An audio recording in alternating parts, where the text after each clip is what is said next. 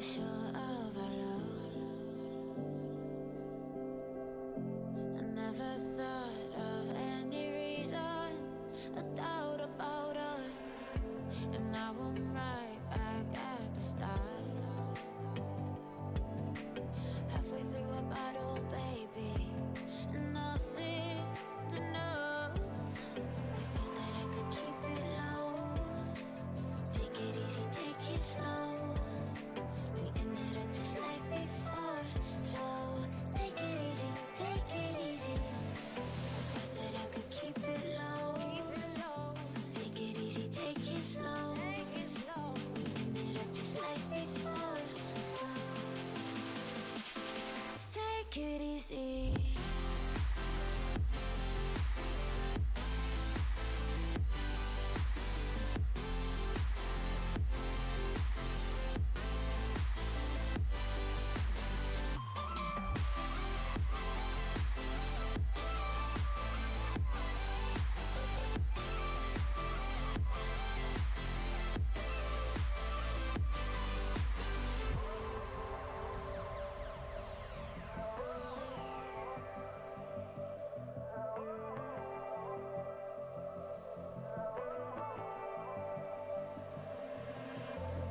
And you know how to forget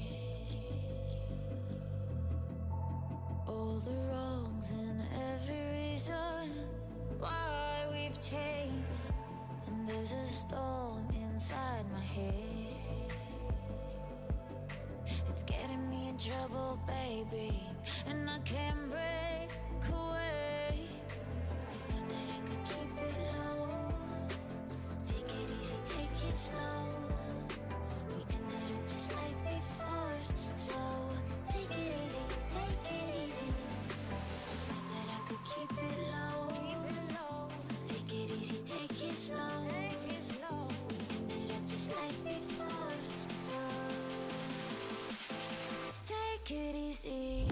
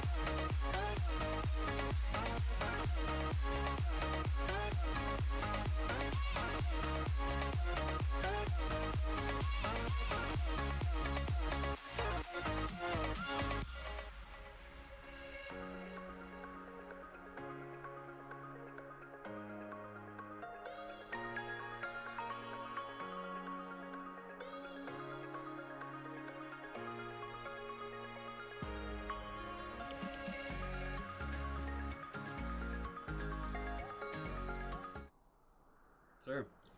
Internet, hello and welcome to OKLCS Spring 2018, and we are getting into Gold Capped Week number 2.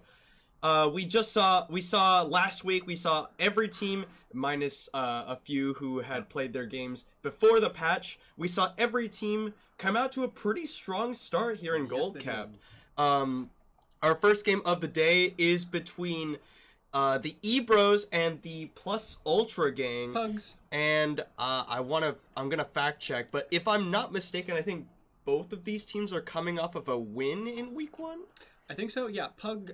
They did their game before the patch, so we didn't get to stream their game last season. That's right. Week. That's right. But if I'm not mistaken, Ebro won last week. Oh, Pug actually lost last week to Reign of Gold. Okay, so Ebros are coming off of a win. Plus Ultra Gang is coming off of a loss. We'll see if they can turn it around against Ebros, who are coming in with a little bit of momentum. Yeah. Without further ado, let's get into the game. It is the Ebros on the blue side and the Plus Ultra Gang on the red side. Very excited. Is this? Where's the team captain for Pug? If I'm not mistaken, I think Double Doe is their team captain. Oh, what happened to well, God bless. I like Casey. He's a good guy. I thought there was a different guy that was running. If I'm not mistaken, there was, but they just handed off the captain position to him. Okay. Oh, Swerve Lord, he's sticking around the brush. He actually dropped down a ward nicely just before Ebros wandered in. There's actually a little pocket of vision from where he was standing where they wouldn't have been able to see him until they basically found him. Except for that ward that's standing there, never mind. I've noticed that this season people are running down mid and coming into the river bush instead of going through their own jungle. Yeah, in general, that's a pretty good path for going for the level 1 invade, because a lot of people will funnel into, I don't know if they can see my mouse, but into this area, the corridor behind the blue buff. Okay. So hiding in this brush from the other side is how you can avoid being spotted by vision. Nobody ever expects the river bush gank. Mid-river bush. Alright, first damage, and as well as a CS for Eggplants out. Nicely done. With that ward kill. We're gonna keep a tally on how many times I say nicely done. Nicely done. Yeah, I count. It's a good phrase though, I say it quite a bit. Yeah. It's Corky up against Annie mid. He's got good trouble, so she might have a trouble sustaining, but you never know. Let's take a look at some of these team compositions. Is there anything in particular that you noticed? Because to me it looks like, I don't know, there's not really a whole lot to talk about as far as team compositions go. Caitlyn's coming back, that's exciting. 2 poke champs, we got Jinx and Caitlyn. Exciting, I guess that's one word for it. Yeah, right. Got that range on her. I've been hearing a word that Alawi is actually really good right now. Good for her, man. Whereas in my head, I feel like that doesn't make a lot of sense, because Alawi's not a champion you expect to be good in competitive play, because he doesn't really offer. The Soul Sephira is taking a lot of damage from Lolicon. That's okay, pop a potion, she gets her free sustain. When the Ignite goes down, he flashes away from the Boss Bomb, but it doesn't matter. First blood, Lolicon picks up that one. And he did not pick up the kill. He almost got it. Yeah, there's that Triumph coming in. As we're gonna miss from Double Doe, but Eggplants out and KJ just trading back and forth, although the extra damage from the Ebb and Flow from Engelhart will put it in favor of Ebros in the bottom lane. Yep, I believe that the blue team should have the advantage off lane because they got the poke. Yeah, they do have the range advantage. Both Caitlyn will outrange Jinx until goodness. Swerve going very goodness. low. I think if Scrambles had continued to trade man. aggressively, he probably would have won that, because Swervelord took a lot of damage from minions. Yes, Nami should have the advantage over Tarek unless Tarek gets off a good stun. Yeah, that's generally how these lanes go, because when you have the double range versus a melee support, it's really rough. But the reason why melee supports are so generally very strong right now is because they do have a lot of tools for getting onto and CCing down range supports. Yeah. And, you know, in general, there's a lot more sustain options, so the poke from a range support doesn't matter nearly as much. Yeah. Enchanters, in my opinion, are going to make a comeback here fairly soon just because of the Sightstone changes. Yeah. I talked about this a little bit last week.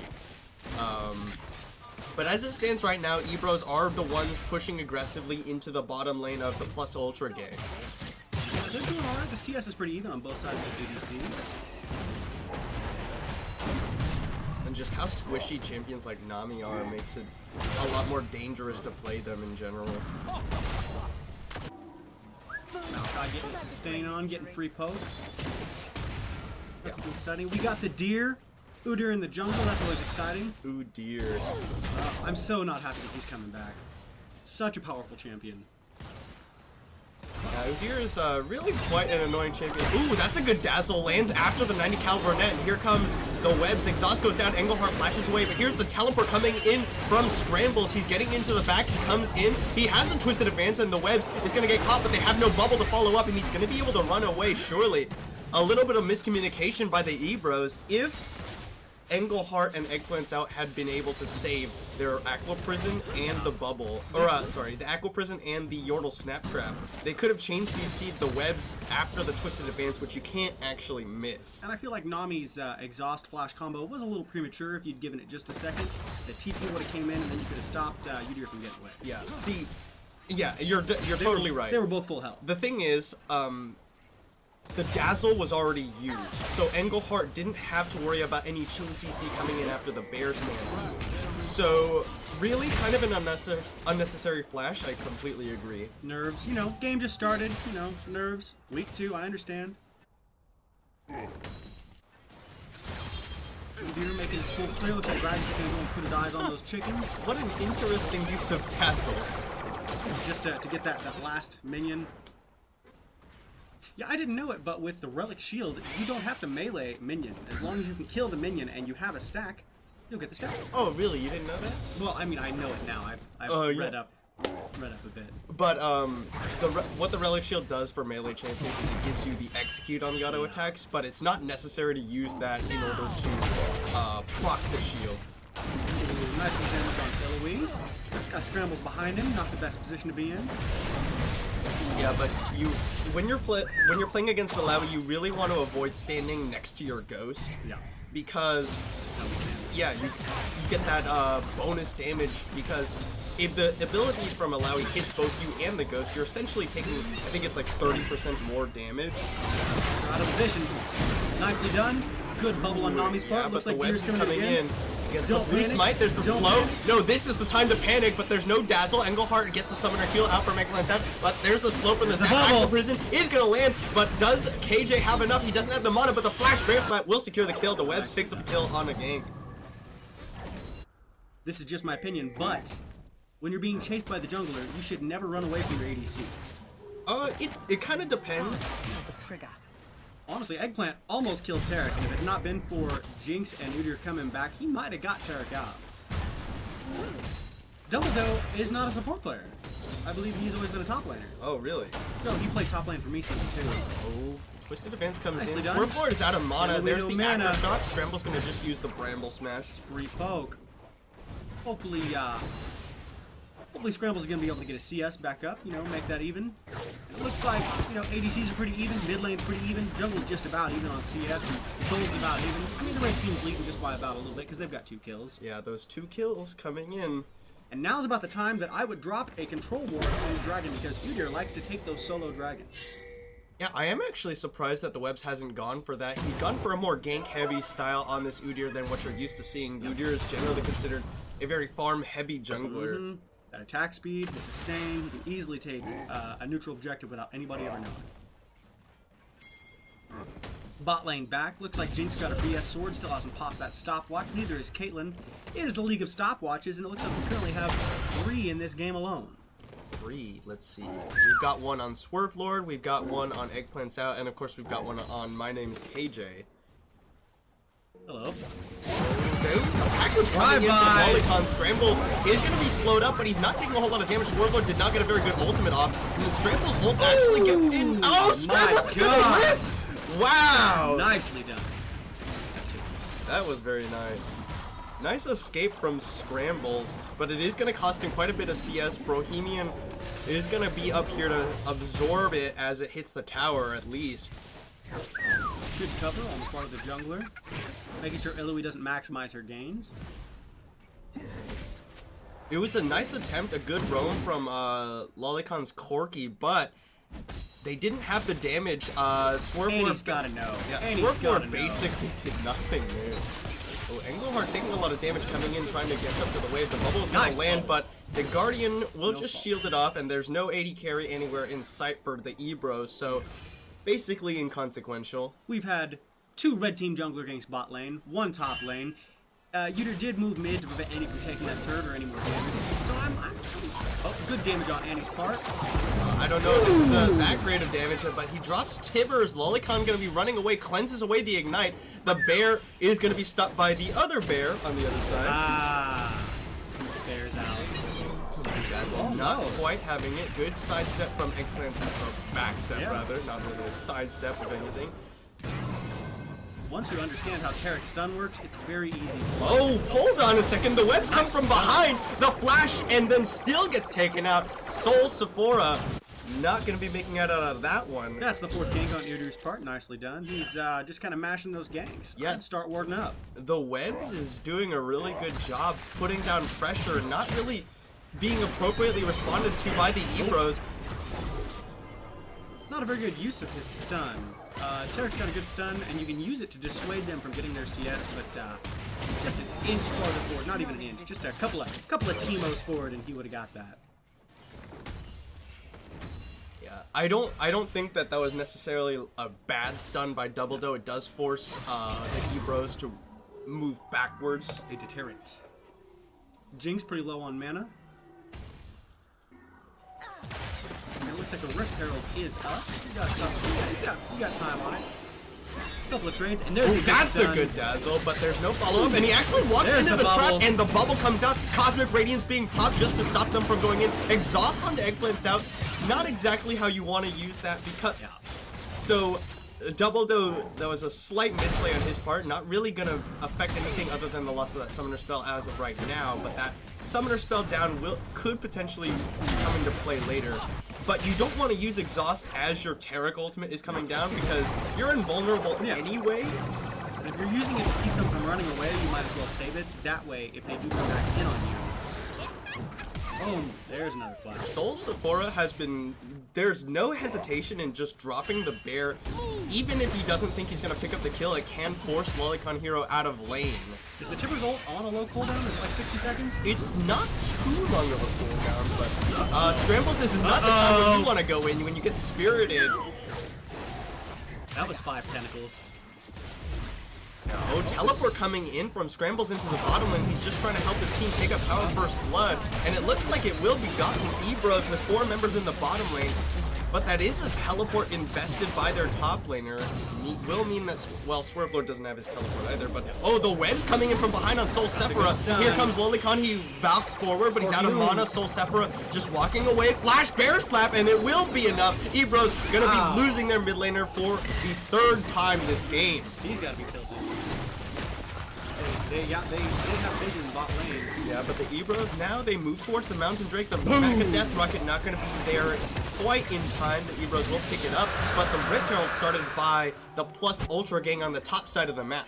Out of all my favorite wards in the map, I believe the Ultra Death Rocket is my favorite ward. The Super Mega Death Rocket yeah. as a Mega used Death, for yeah. vision. Big fan, big fan.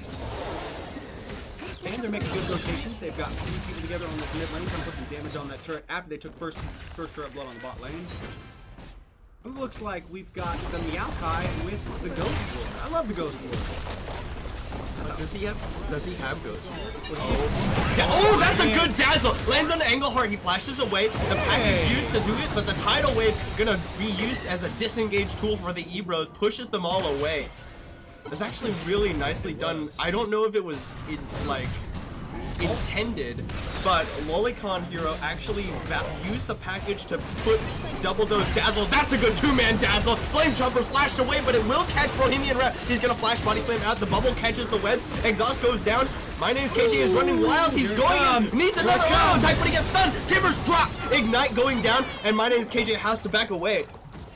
All 4 of those members of the blue team were up against the red team mid turret, and almost none of them had mana. That was a very dangerous position to be in, but luckily they all got out. Dazzle gonna come across onto Scrambles. Lolicon just throwing out as many abilities as he can. Maokai is also a disengaged champion. He can engage if he needs to, and I would be very careful trying to stun that guy. Just floating around, just dancing mid lane, hanging out, seeing what's up, trying to clear the wave. Yeah, but Scrambles made his way to the mid lane to try and assist with that one. Didn't really get anything for it, and means Swerve Lord's going to get a little bit of free time with that top lane tower. Right now, it seems like the red team will have the advantage strictly because they have two champions with far a greater range than anybody on the other team. That is a very good point. That extra range that Jinx will have going into the later stages of the game with the rockets. Yeah. But they've also got, on the blue team, they've got Maokai, Annie, Gragas, all short range, but they've all got good stuns. So hopefully if they can engage properly on the red team, they might be able to turn this around. Yeah, you've got two targeted stuns, essentially, with Scramble's Twisted Advance and the Annie stun, which you can very easily follow with the Yordle Snap Trap or the Bubble or both if you chain them appropriately. Ebros are going to pick up their second tower in the mid lane. 2 towers for 1 tower. Gold leads about 1.5 on the red team, not bad. Yeah, which is surprising considering the Ebros are the ones with Tower First Blood and a tower up. It just goes to show how big that CS leads are in the mid and top lane now. And somebody on the blue, I didn't check, somebody on the blue team has the turret Demolish. Oh, Demolish. Yeah. You know what rune I have yet to see? On any game, I never see the minion dematerializer. Oh, yeah.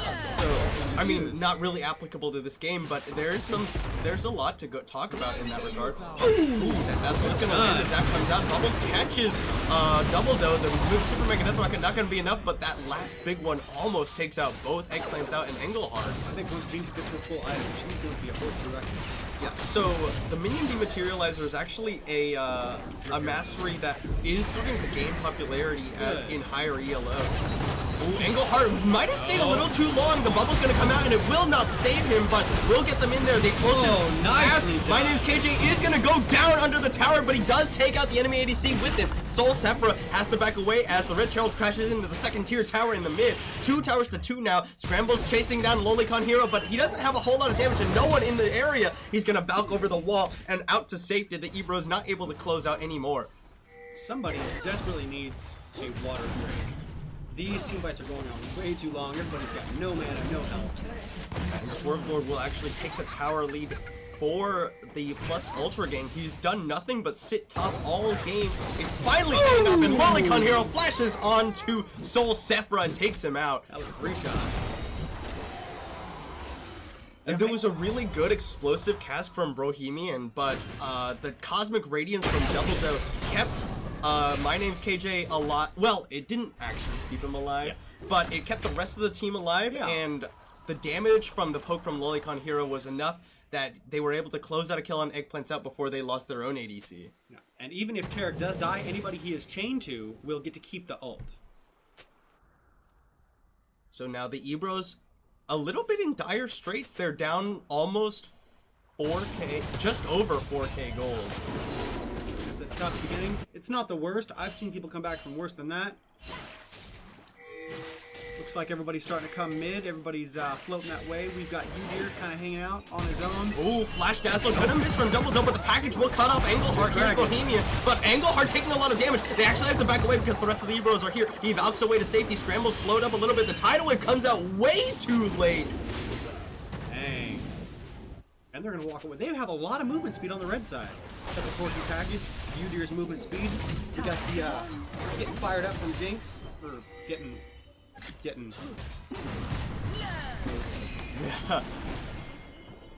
Is there any way you guys could say what the bans are before the game? Unfortunately, as when we do the stream, we don't have access to that entirely.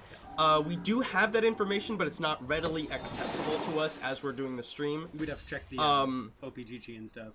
Yeah. Well, it wouldn't even be on the OPGG because the custom games are hidden on that particular website. It didn't used to be like that. It didn't used to be like that, but Riot changed their API. Scumbags. But if you wait until after the stream, you can actually see the full match history for all 2 or 3 games in each of the series on the Get Wrecked website. Getting some of that good poke. Everybody just poking. Whoever gets the most poke off is going to be the best in this next there's a flash onto him with the Sword Lord, but he misses. He doesn't get anyone with that ultimate. a very strange That was attempt. aggressive. I mean, aggressive, but also just basically, I don't even know if it would have worked if he had hit someone with it. Don't just throw out stuff. If you're gonna do it, make sure you use it. Yeah, but Scrambles is in the middle of the enemy team. The stopwatch being used, and Scrambles gonna get focused down, but no, he's still alive. The rocket will get him. He flashed body slam onto KJ. He didn't actually get the cosmic radiance, but Bohemian Rep doesn't have the damage. He's gonna get focused down. Double Down picks up the kill. There's the stun, and the shutdown goes over to Soul Sephira. It's a 2-for-2. Nobody comes out on top, but the Ebros still want to contest this one. There's a stun. Double Doe gonna be able to walk out of there. The bubble didn't quite land. Ebros with all three of their squishy members. The outsiders are... Oh, that's aggressive. The Plus Ultra gang on their way out. My name's KJ going very low. Trying to get sustained up by Double Doe, but Double Doe out of mana. Yeah. Pug Jungler is still alive, while the enemy team's is not. Yeah. That But could they be a are free dragon. super low, and Soul Sephira is ready and waiting with a stun. That's aggressive, man. I'd back out. That's a teleport coming in mid lane. Coming behind the Teleport blue coming team. from behind. You're right. Swerve Lord is behind him, and now Ebros, they need to be aware of this because there's only one way they can get up. Flash Bear Slap. Soul Sephira doesn't even get the stun up. Exhaust too late. The web finally gets shut down, but here comes Double Doe as well as Swerve Lord. The flash forward. It cleans out. Pelt over Peacemaker. Not enough. And now Double Doe misses the dazzle. Swerve Lord coming in. They've got no mana on Eggplants out. They get the Test of Spirit. They're gonna focus down his ghost. They made it alive. They're gonna get away. Will they? Eggplants out, getting pretty slowed up. That's There's a the teleport teleport, coming in from Scramble. Swervelord coming out forward. Here's Bohemian Rap from the back side. Now Swervelord is the one alone. He gets his ultimate off. He's gonna go for the damage onto Eggplants out. He's getting a lot of health back, but he will finally get focused down. Nice job on the blue team for not dying. Yeah, but watch out now. Lolicon is actually the one on the wrong side of the map. Now he's got his Valk still. He can get over a wall, but he needs to be wary of Scrambles being on the other side. I don't think Ebros even know he's on that side of the map. They will know that someone's there now. Yeah. Pop that vision unless you want to know where you're coming from. Yeah, but he has no package, so he's got to be careful here. He's going to look for the seal. The rocket comes across. Good smite comes, well, a little bit early on the smite, but he will secure it anyway. Nice job picking up that gold lead. They're still down by about 3,000. Yeah, the Ebros, they do have double mountain, so the threat of Baron is very real. What a fiesta. The Pugs still have their top lane turret, even though they're missing their bot and the mid lane turret. Opens up the bot side of the map. It's a good idea to fight there, but there's still no vision. The blue team doesn't have any good vision around that river, around that dragon. That enemy teleport, it came in out of nowhere. Yeah, I have to say that this gold lead is very much in the responsibility of the webs. He's had a lot of very good ganks for the Plus Ultra gang, and honestly, part of it is a little bit of over-aggression from Soul Sephira. Yeah. He's been very pushed up this the entirety of the laning phase, without very many wards around the mid lane. Oh my gosh, did she just steal that? No, not quite. Oh, and Udir's coming into that jungle with Annie and 3 people coming there. I'd be very careful. Udir is definitely, he does a good job at helping people make up their weaknesses. And Annie does a great job last hitting, so I don't understand why he was being so forward and so aggressive in the mid lane. I mean, it's okay to be aggressive in the mid lane, but you gotta be aware of where the enemy jungler is so that you can be more aggressive at the appropriate time. That's a good explosive cast! Bohemian Rep isolates KJ, and KJ gets taken down. That was beautiful. Engelhart and Scrambles on the flank. They get the good ultimate, but the Cosmic Radiance is gonna come across. Soul Sephira needs to back away now. The Dazzle comes out. There's the ultimate going down, and Plus Ultra Gang are able to make it out. They lost their ADC, but all of Ebros topped off by that redemption. Nicely done. Really nice explosive cast from Bohemian, but they lose their tower in the top lane thanks to the webs. The webs now with the split push pressure as an Udyr with the Trinity forcing the attack speed Blood Razor. Udyr pretty much runs around and does whatever he wants. And if you're going to lock him down, you need to have something that slows him down. Yeah, I think after a couple more items come out for the webs, they basically have to have, I mean, they don't need 3 people to defend the tower, but if they want to ever have a chance of catching him, they'll probably need 3. Guys are gonna miss from Double Doe. Oh, we have people on Baron right now. Yeah, that's what Scrambles is down there for. Scrambles, yeah, they got the vision, but now Ebros, they're trying to rush it down. The double mountain drake, it goes down pretty fast, but they're getting focused down by Lolicon with the poke. Rocket comes across, and Bohemian Rap is the next to fall.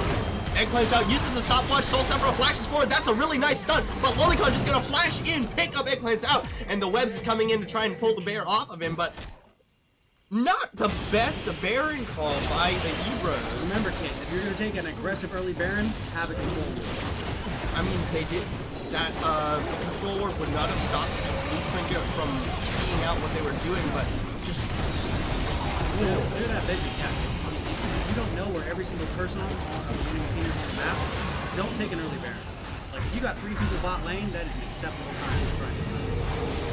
I think they just underestimated the sheer amount of poke from Lolicon's Corki. Now 7-1. It was a nice try by Soul Sephiroth to salvage that because he flashed in, got a good 2-man stun with the bear. But it was not enough damage to take out the Corki. The Corki very strong. The flash one, but this is just the 2 tanks. The Webs is going to be able to run himself out of there. I don't know what they were thinking with that. And the Ebro's looking very desperate now. Eggplant's out to not walk up so far forward. It is just a squishy Nami. He gets plus how much movement? 2.5? Quite a bit. Every time he casts an ability, he's gonna walk right away. Sephiroth a little bit isolated, but doubled him now. The one who's put himself in a bad spot. He's gonna be taken out by the Ignite. Eggplant's out, picks up the first kill of the fight. They're trying to kite away. KJ running for his life. He's pretty slow. Eggplant's out. Needs to be very careful. Here comes Swervelord with the ultimate. He takes out Lolicon on a rampage. There's the stopwatch for KJ, but he will flash out to safety. And now Soul Sephiroth getting forced away by Swervelord. The Super Mega Death Rocket not gonna land, and now they've got to deal with a split push from the Webs. The Web's just going to be ignoring Scrambles as he takes out the tower. Scrambles is out of mana. The Web's just continuing to focus down the minions, but here comes the rest of the Ebros. There's the bubble, there's the stun. Soul Sephiroth, does they have the damage? He's got the turtle stand shield, running himself out. He flashes back in, takes out Engelhardt, and he will finally fall to Soul Sephiroth, but that is a huge play by the jungler of the Plus Ultra game. He definitely could have gotten away if he wanted to, but just a little slap in the face. Yeah. Anytime you can run away, you can also turn around and get a kill. Remember. It's not always true, but if you're skilled. It was a really nice play. I have to question his build though. I think that this is actually kind of a bad build by the Webs though. Yeah. There's really no situation in which you want both Trinity Force and Iceborne Gauntlet. Well, even with Iceborne, it's not like the enemy team has a lot of AD, and he's not using up all of it. Yeah, that's true. Like, not a lot of armor. Double sheen item makes very little sense in terms of gold efficiency. It's not like the slow proc from the Gauntlet is going to do much for him anyway. Yeah, I think the Trinity Force was fine. Banning the Iceborne afterwards really just sort of... Yeah. He could have went straight damage, or he could have built... most of the kills are coming on from Annie and Peyton, so it's about even... Oh!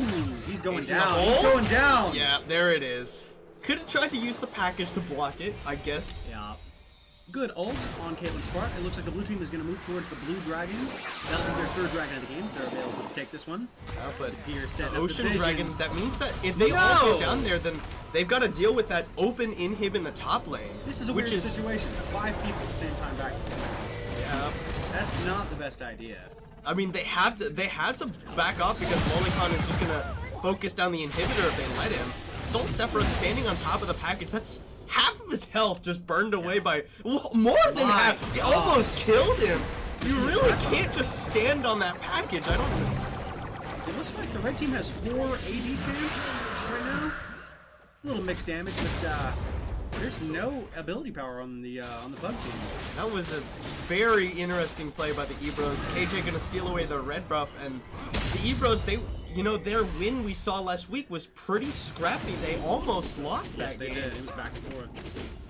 And, this game is looking very desperate for them as well.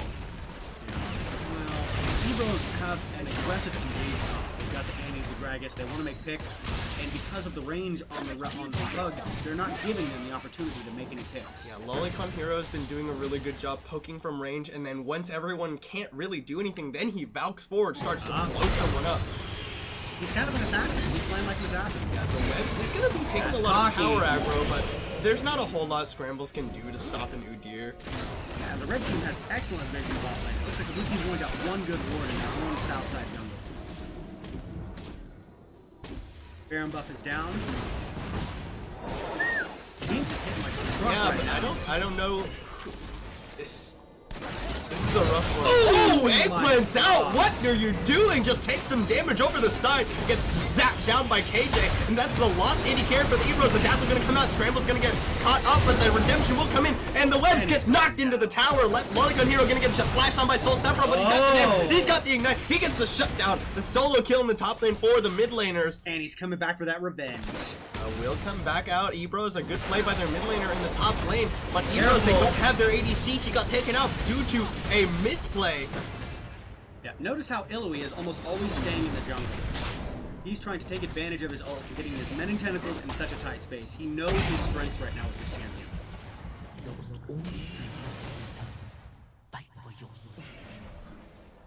And he runs away. That's fair, man. What's the gold lead now? About 10,000? Almost 10,000. It's actually closer to 9,000, but pretty close, yeah. Oh, man. Ebros, with 2 Earth Drakes, they could easily take some turrets if they ever approach the enemy turrets. Yeah, with the rapid fire cannon on Jinx, you will have that guarantee, and as well on Corki. You will have a little bit of that guaranteed damage. Just walk up a little bit, use the extended range to just slowly whittle down the towers if they ever get into a siege situation, which they can do very well. Sure. Honestly, Ebros want to fight under turret. They have multiple stuns. They want to force Udyr to use his AoE attack to damage one of them so they can stun him under turret and take him down with the help of the turret damage. Yeah, I mean, really, that's the only thing they can do at this point. Yeah. But turtle, you got a turtle versus the turtle, man. You can't. Well, it's going to be very difficult for Turtle here in about 30 seconds. The Baron coming back up. The plus Ultra Gang could go for it, and that would be a very strong boon to their siege power. Scramble splashes for it, and nice explosive gas. Once again, KJ gets focused down. The Cosmic Radiance doesn't come out in time. Double Doe is going to use the invincibility. He flashes out, but now he's getting focused down by the rest of the Ebros. There's two demands again by Scramble, but here's Swarmlord on the side. He's looking for it. But the rest of the Ebros, now they turn onto him. 5v1. Swarmlord going to be losing his Guardian Angel here. Does Illuvi not have her ultimate out? Oh my No, god. he already used it. He already used it in the fight, and the Aqua Prison comes out. Soul Sephiroth goes dominating, and now the Ebros, they're the ones who turn to the Baron, but they gotta deal with the Webs pushing onto that naked inhib in the top side. And the deer is still alive, taking that open inhibitor. Yeah, why even send Scrambles back for this one? Scrambles can't stop him. Nope. And now they have nobody to tank up the Baron. They're gonna be focused on Lolicon Hero is still there. They do secure the Baron. Now they're using the Baron empowered recalls. The Webs now trying to fight onto Scramble. Scramble's still very tanky, but he's got a lot of damage. The Webs, with your he's minions. coming in. The rest of them are up. Bohemian Rap with the Baron empowered recall. Scramble's going very low. He's gonna live. Nicely done. The Webs gets taken out, but he got the inhib. That's what he wanted. The Baron onto the Ebros. What can they do with it? Good call on the Ebros. Yeah, but you can't stay too long. Lolicon Hero, he's got the package. Now Eggplant's out is in trouble, but the teleport came in for Scrambles, and he will get taken out. Lolicon Hero goes a little too deep. Nice teleport from the Ebros, but Eggplant's out, going very low. The Super Mega Death Rocket not available. Ooh, Jinx with that LDR trying to take down those big tanks they've got on the Ebros. Yeah. This is a two-sided fight, man. The gold lead's starting to become less pronounced. 5,000. Yeah. Good gracious. I haven't used this opportunity. Use Baron buff. to push Oh, the waves out. KJ face checks into the Annie, and that's what happens. You better flash that mastery, boy. So the Ebros, they're not rolling over and dying. They are trying to make plays to come back in this game, but they're having so much pressure from the split push of the Webs, who nobody can deal with 1v1. He can basically ignore one person and take out structures if he has the appropriate minion wave. Maybe he might even be able to ignore 2 people if one of them is not an enemy. Yeah. I would use the Baron buff to push it out, top lane, mid lane, get some vision in your own jungle, maybe push it forward and get vision into the enemy jungle. That's when you know where they're coming from in advance. You don't want them to take you by surprise and you can pick something. And that's the new Arctic Gragas skin. Loving it. Oh yeah. Loving it, man. It's looking good. Looks like a blueberry. So the Ebros, they have 3 members, now 4 as soon as Engelhart makes his way up here. 4 members stacked in the top lane. They've got a Baron buff, but they will be fighting without the help of their Maokai and without his teleport either. And he's being delegated to deal with the Webs' split push. It's a level 17 Udyr. And again, they're all top lane fighting against the same minions. But the and webs powered did take a couple. Oh, Soul Sephiroth a little bit far forward. The Superman gets the rocket was used onto a full health target. Dazzle not going to land from double down, and that will mean that plus Ultra Gang not able to get the fight off. Oh, here comes Corky coming around. He might be hitting the drive. He has no package. He has no package.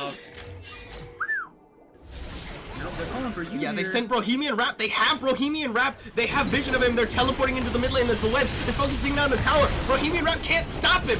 And Swerve Lord and the webs are going to get another in-hit open in the mid lane. And Soul Sephiroth is going to jump onto Lolicon. He's going to cleanse away, but he will go down! That's the damage from the Annie, the Luden's Echo, and didn't even need to use the Ignite. Now the Webs is in trouble, gets stunned up. The trap is not going to be there. Engelhart, he doesn't land the bubble because of the flash. Here's the ace of the hole. Soul Sephiroth goes legendary! Ebros, they get the explosive cast on the Swerve Lord, but not directly back into the team. Body Slam comes out. The Dazzle going to stun up Bohemian Rap. Ebros now looking for the fight, but they can't find anybody. Good turn on the blue team. They're coming back. This is the strong mid game. We're getting our items out. We haven't quite gotten our 5th and 6th items. We got Gragas with that Warmogs. I don't see a lot of armor on their team. We got an Adaptive Helm. Who's that against? The Adaptive Corky Helm, or I guess it would be towards the Corky, and that makes sense. Corky's auto attacks do deal magic damage, and so that will be reduced by the Adaptive Helm. Yeah, a lot of Corky's damage is actually magic, despite the fact that he built a lot of AD items because of his passive, which converts all of his auto attacks into partial magic damage, as well as all of his abilities doing magic damage. The Rocket gonna come across, and Hero's gonna pick up their 3rd dragon of the game. Yeah, even though the red team does have a lot of attack damage, they got the Corky, the Udyr, they both put off a little bit of magic damage. Udyr picks off a little magic damage? A little bit. A little bit. Oh, Dazzler's not gonna catch Engelhart. The Ebros, they're now trying to siege as 5 on the bottom side of the map. Eggplant's out a little bit isolated, but no one on the plus Ultra Gang in the area to capitalize. And the Ebros get top of the Dazzle, but they got the Maokai ultimate going down. Doubledog gonna get stunned up by the ultimate. He's gonna flash away, and now Bohemian Rat gonna get exhausted under the tower. He's taking a lot of damage. He has to flash out. That was an aggressive play. I don't know what. I think he tried to body slam Flash. I couldn't see what happened there, but they've still got to deal with the webs. The webs is in the base. There's the tidal wave. Swerve is gonna get exhausted. He's not gonna be able to use the ultimate in time. Swerve goes down. Ebro's not fighting, but there's the constant radiant. Doubledog gets up the invincibility, and Soul Sephiroth uses Design to stay alive, dodging the last bit of auto attack damage. But they've still got the webs. The webs is on the Nexus towers right now. Engelhart having to back away. Scrambles did finally get his back out, but there's a huge minion wave, and the web is going for the end. I don't know. I don't think Ebro should have been pushing bot lane with that 2nd tier. Oh, good. Aqua Prison gonna come across, but he's gonna go down. And Blenzo gets the kill. He's on a killing spree, but the webs is ending the game. Scrambles cannot stop him. Why is this the person you sent back? Ebros are going to lose the game to the split push from the webs. A triple kill for Eggplant's out, but it does not matter. I've said it once and I'll say it again. Kills don't win games. The tower, the Nexus is so low, but Ebros are going to be able to stop it from going down. They clear out the minion wave as the ace comes across, but now they cannot leave their base. Yeah, kills might get you items, it might get you gold, it might make you more powerful, but it doesn't matter. As long as you take that Nexus down, that's what wins the game. Webs might be 4 and 6 right now with only 2 assists, but he probably has more gold on his team than anybody else right now. I know I harp on this a lot, but I think that if the webs didn't build that Iceborne, he probably would have won the game at this point. He'd build attack damage instead. Yeah, either attack damage or tankiness, just get some of the extra damage, because having the Iceborne doesn't actually give you any more damage because you already have a Trinity Force. Hey, this is gold cap. I'm sure he'll learn. You know, it might have been a panic buy. Hey, Mobile Fire, I think, said that was pretty good build. So, nah, I'm teasing. You're doing really well. Good gracious. How do you come back from that? Well, okay, so for Ebros to come back from this, basically what they have to do is literally not leave the base. Turtle. Well, oh, they can't even do that because the Baron coming up in 30 seconds again.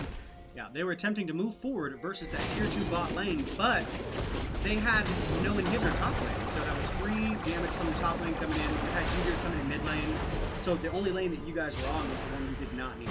Alright, so the plus Ultra Gang, this is very simple for them. They just sit there on the Baron. Turtle. If if the Ebros come to contest the Baron, you Dead. see the Webs is already on his way into the base. He knows what he's doing. He's He's waiting. spotted on a ward though. Dang, he's outie 5 now. But yeah, that means that the Ebros, they can't leave their base, which means the Baron is essentially free for the plus ultra game. They don't even need their jungler to take that. So What an aggressive team comp. the miracle necessary for the Ebros to win this game, that was a little bit of a waste of Valkyrie. They have to win this next fight in their base without letting any of them get anywhere near the Nexus, because like a couple auto attacks from basically anybody ends the game. They've only got one turret to try and defend, and most likely the Pugs are not even. Yeah, so with the Baron buff, the plus ultra gang, they're actually just sending Swervelord in to fight on this one. There's the ultimate Swervelord gonna get the Cosmic Ray, it's not in time, but they forced away, the Eggplant's out, and the Webs is still bottom lane pushing away. Scrambles now is gonna get exhausted. Swervelord is taken out, Angle hard on the backside somehow. Eggplant's out, is trying to auto, but he doesn't have the damage. Soul Sapphire coming in, he's locked in! What is he doing? He literally walked into the enemy team, and the Webs, it doesn't matter. The game is over. Plus Ultra Gang with the victory over the Ebros. That's a tough defeat, man. It was a little back and forth there for a little bit. Alright, so the plus Ultra Gang, they will take the victory over Ebros. So both of these teams now 1-1 Hey, good for them. after week number 2. Good for Alright, them. so that's going to be it for the first game. We're going to take a short break before getting to the second game.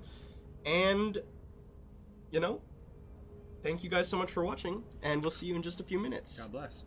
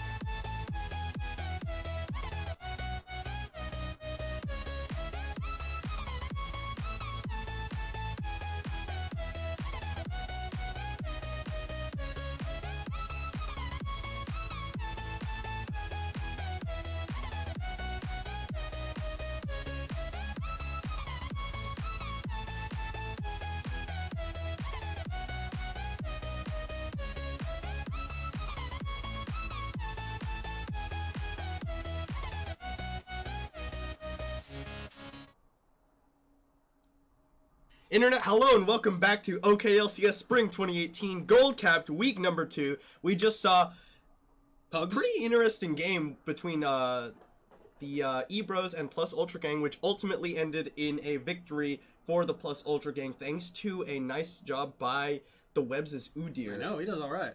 Yeah. The one thing we had to criticize was a little bit of his build choices. The Iceborne Gauntlet plus Trinity Force is not really an efficient buy. There's really no reason to buy both of those items. You're doubling up on unique passives. In any case, we're going to go ahead and get into game number 2, which is between Nompton Gaming and Tastes Like Purple. And for sure, I know, both of these games are coming off of a win from last week. Yes, they are. Nompton with a surprising first win in their team. Yeah, this is a new team to the OKLCS, and now they're up against what we called, we're going to be overusing that word, but they are veterans. Taste Like Purple, veterans to Gold Capped OKLCS. Without further ado, we'll get into that game. It is Nompton Gaming on the blue side, Taste Like Purple on the red side. And remember, it may smell like Teen Spirit, but it certainly tastes like purple. Stop. No, that was a good one. That was clever. This is my favorite duo.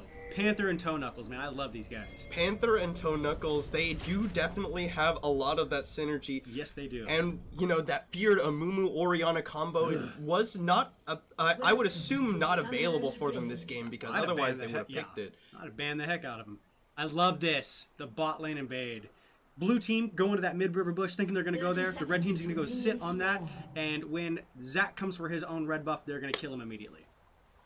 This is double invade. Yeah, double invade. Ships in the night passing through. The red team did make sure to ward their own bush to make sure they weren't getting double invaded. So now this is a free invade. Yeah, once they pass through this area, yeah, they know that there was an invade by the other team. And now Tastes Like Purple, they might look to try and catch them on their way back in. No, it's going to be aggressive. But where are they going? Oh man, I really want to see a level 1. Yeah, they're gonna know. Taste Like Purple already. There you go. Then the hook onto the Zac, but they're focusing down Loopy. Loopy flashes away, gets the shield on himself, and Zac is going very low, but he's still got his passive. And now they want to focus down the boss, but they've got to deal with the exhausted. Oh my god! To keep the Zac alive. Now they can't go and teleport. First blood goes over to Taste Like Purple, and the hook is gonna land on the Rexy, and Rexy is gonna be going down for a second kill. Taste Like Purple. They're gonna join. Oh, they flash and the shield comes out. They tried to give that to Danny Phantom, but he flashed over, got the shield, and that means he will survive. What a tasty Maokai teleport. That was so tasty. Tasty, I mean, I guess it didn't end up saving anyone, and that's a cooldown wasted by the side of Nompton Gaming, so. With level 1, obviously with level 1, nobody's gonna be able to do anything about that, but that was a very creative use of that teleport to try and save it. But that was so greedy by Taste Like Purple. They tried to put that kill onto Danny Phantom's Tristana with the explosive shot, and they just, they whiffed it. They gave up a kill, basically. KS, man, kill secure. Always get that kill. Yeah, you should secure. He should have secured that kill. Yeah. They still got first blood. Nicely done. Tristana got 1. But it will be the flash. A lot of summoners burn from Nompton Gaming. This is a powerful combo. The Kog'Maw Lulu combo, and I believe Kog'Maw is one of the #1 ADCs right now. Not the top tier of ADCs, but you're definitely right in saying that Lulu Kog'Maw, in the two of them, Lulu Kog'Maw together, just makes it so hard to deal with. Yeah. All she's gonna do is protect the ADC. That's what Zach's there for. That's what Maokai's. Ooh, good damage going on to that big Gnar, man. He's taking that minion wave damage. And Maokai's getting some minion wave. He got a lot of minion aggro as well. Hit that bush real quick, man. Get rid of that aggro. Hit that bush real quick. John McLeod saw he was winning that trade, went and autoed him in the middle of the minion wave, and then it ended up being kind of even. Yeah, that was almost a great trade. Almost. But, I mean, it's okay if John McLeod can avoid being pushed out of lane. He does want to go for the trades because he's got the superior sustain. Because of that, the Sap Magic passive where you just auto and get like 20,000 health back when you're playing Maokai. Hey, all Maokai has to do is force Gnar to use all of his mana, right? Oh my gosh! Oh, look at that damage onto Danny Phantom. Tristana using her jump to get out of there. Ooh. Yeah. And looks like top lane doing better on his CS. Zach getting that nice little scuttle crab. CS pretty even right now. Thresh got himself 3. He's got 3 CS. That's a last 6 shot. He's gonna land on the Toe Knuckles, but the Sleepy Trouble Bubble will not. Toe Knuckles not gonna get burst away, and the Satchel Charge will put some distance between him and the Zac. But he's gotta go the other way. But there's a Scuttle Crab coming in, and that's a lot of damage. But the explosive Minefield will stop them. But here's Block. Block is gonna come across. There's Scuttle movement speed, but Jamba Cloud is on the other side. Both top laners here. There's Twisted Advance gets in, and Toe Knuckles will be going down. But the Zac is gonna lose his life as well. He's already used his passive for that first blood, and Claw is now in trouble. He's got the double buff, but here's the Panther. Flash away. He's looking for the kite, but the flash auto from Rexy will get the double kill for the mid laner of Numpton Gaming, and now he's got double buffs. He's got the move speed. Panther going very low. The red buff and the summoner heal will be enough. One more auto, and it will be the triple kill for Rexy. Zoe didn't have to use that flash. You absolutely do not want a snowballing Zoe. You don't want it. Oh, this is gonna be really painful for Taste Like Purple to deal with a 3-0 Zoe with the double buffs. Can I do the hashtag one time? Oh my goodness. Straight out of Nompton. Yeah. Man, I'm so impressed with their mid laner right now. He kept it cool. And also, the bubble, using that bubble to zone. Ooh, the Sleepy Trouble Bubble's gonna Get a land. little poke, gonna get a little poke. Nice poke. Not too much damage just yet, but we will see that elevating as time goes on. Zoe used that bubble to force the mid laner, Toe Knuckles, to move towards Zac instead of backwards. It was very nice, even though he did miss. It was a good zoning tool. Zoeing tool. Zoeing Zoeing tool. I thank you. I tried. Oh, and a whip on that. Not a big deal. Thresh has got more hooks. And here. How you doing, buddy? Zac coming in for that big. Oh! And he's gonna miss. He's only getting a little bit of poke, and they might be able to take him down. Zac's passive, I'm not sure if it's up yet. Oh, there's a tick. There's a tick. No, he's getting away, man. He's getting. Ooh! Woo! Good prediction on Toe Knuckles' part. Close on that Sleepy Trouble Bubble, but look, if you look, the Zac is coming around. He's trying to stop the back. Coming in, man. Greg is coming in for Zac. Oh, and Zac's gonna jump away. Nari's getting ready to hit ultimate. Be careful, man. But he's only level 5. Oh my god, that poke on Zoe with the double buffs is gross. But Kog'Maw keeping up the CS with Tristana, who's got that good AoE wave clear. Clock has hit his level 6, so he is ready to go for the Gnar. Zac coming in to just clear out some control ward. Coming in. As bot lane, I'd keep pushing in anyways. Looks like Zac's gonna run away. And Gragas, knowing exactly where the enemy jungler is gonna go in there and steal his stuff, take his wolves, maybe go to Gromp. Oh, that's his jungle. I'm colorblind, by the way. I mean, good job on Gragas keeping his farm up, not just ganking. You dear. Oh man. Didn't he say he was gonna get blankets for these blinds? Man, it's bright. I can't. It's on me. I wasn't paying attention. Oh goodness. But good job on Kog'Maw keeping up with farm, man. Yeah, well, I mean, in this lane, it's not surprising. Tristana in general does have some difficulties farming just because she can mess up her own CSing with the explosive charge. Oh yeah. Ooh, hey, good engage. He still took damage from that level boomerang. 6 Nari's about to go mega. Yeah. And Gragas is coming in, man. Yeah, the Whimsy onto And Charles Kog'Maw will be okay. Death Sentence is available though. The hook. Ooh, and a hook onto the enemy. And they're going. That's a flash from Lulu, and they're going in hard. He's got that damage. And there's the big pop. Maybe we'll turn around. Kog'Maw's exhausted. He's not going to be able to get all that damage off of. But he's still going to be able to push the enemy team away from killing his jungle. And Zoe's coming down. Zoe's coming down. Hey, they know, man. Zoe's coming down. She can do some stuff. Oh, he hit the Q onto the minion wave as he came in. Is that a... Sounded like a teleport, sorry. No, it doesn't look like any teleports were channeled there. Oh, but the trouble bubble's gonna land. Oh, gonna block! The block. Oh my god! Not in time!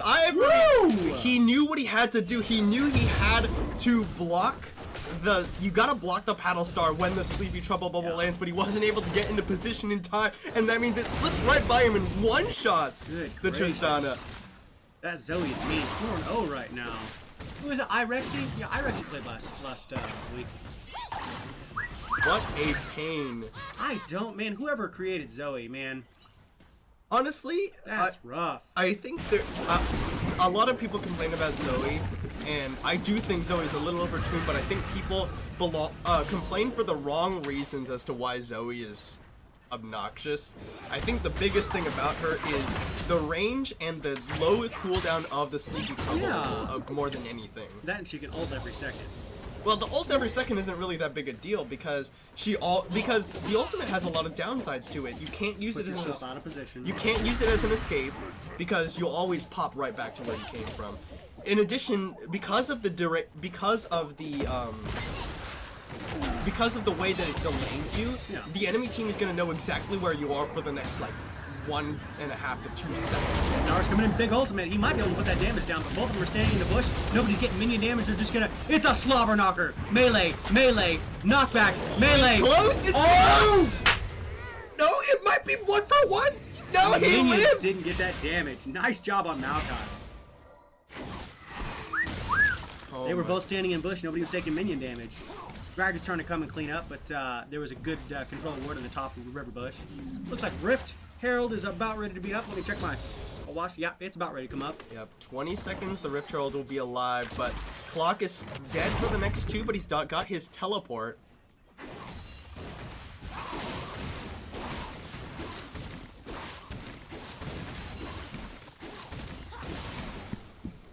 Alright. So we got both junglers right now around their top lane. We got west side, north side jungle. None of them really putting any vision up around that Rift Herald. They got some time. It's not disappearing just yet. Yeah, it just spawned, actually. 10 seconds into its lifespan. It's a baby Rift Herald. Zach's moving that way. Not that Zach needs to gank mid, obviously. Zoe's doing all right. Kog'Maw puts damage onto that enemy ADC. And Kog'Maw, surprisingly, keeping up with his CS. Yeah, again, it's not too bad. This isn't really that bad of a lane for Kog'Maw. It's not as long as they keep pushing.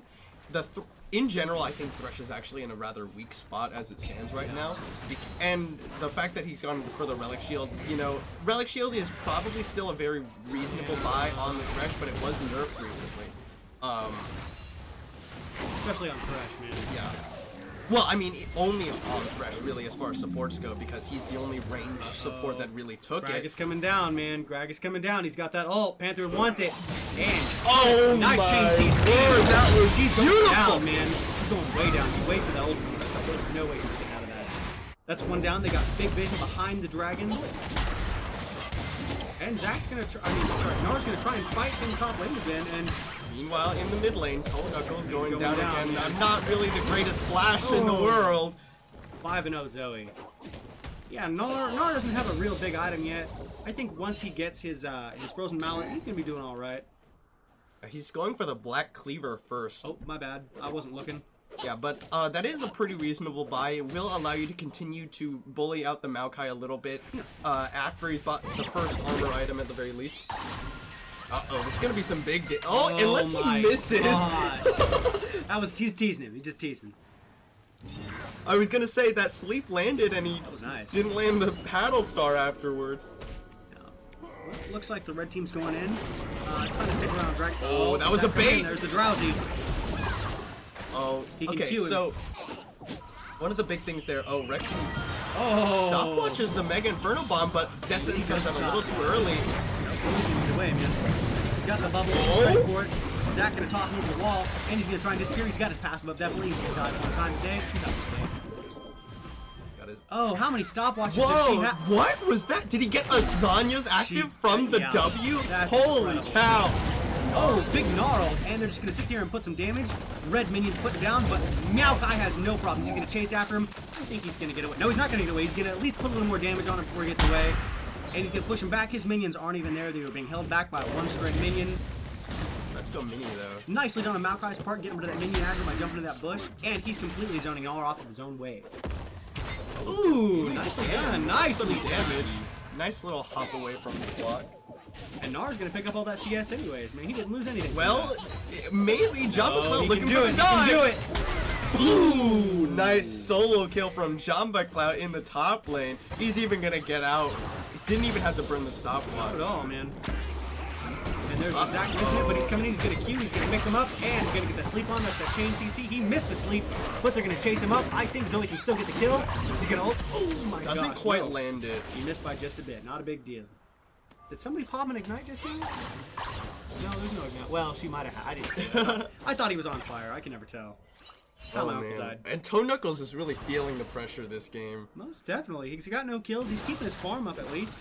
You know, he's not terribly behind, but when Zoe's farming champs, it's hard to keep up with that.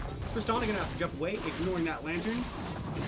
Loopy and Charles Zanson are really on the same page as far as I can tell. You see, when Loopy lands the glitter lance, that means that Charles Zanson knows this is the time when I can land a lot of auto attacks. That's when he pops the Bio Arcane Barrage and just starts unloading with that amplified Kog'Maw damage. And you see Danny Phantom has been chunked a number of times by that. Impressive that Danny Phantom is actually keeping up with CS. Whoa! Oh man, he almost died. No, Zoe's gonna come. Well, she's not coming around. And she might not have killed Ziggs, but he's definitely got to back off. I don't think he can stay in lane with that. Oh, definitely. Oh, there's the Cogbolt trying to put a little bit of damage. Cogbolt does a little more damage with the lower health, and they're gonna get No, the double TP's gonna teleport come through. coming in, but he does complete TP does come it. through.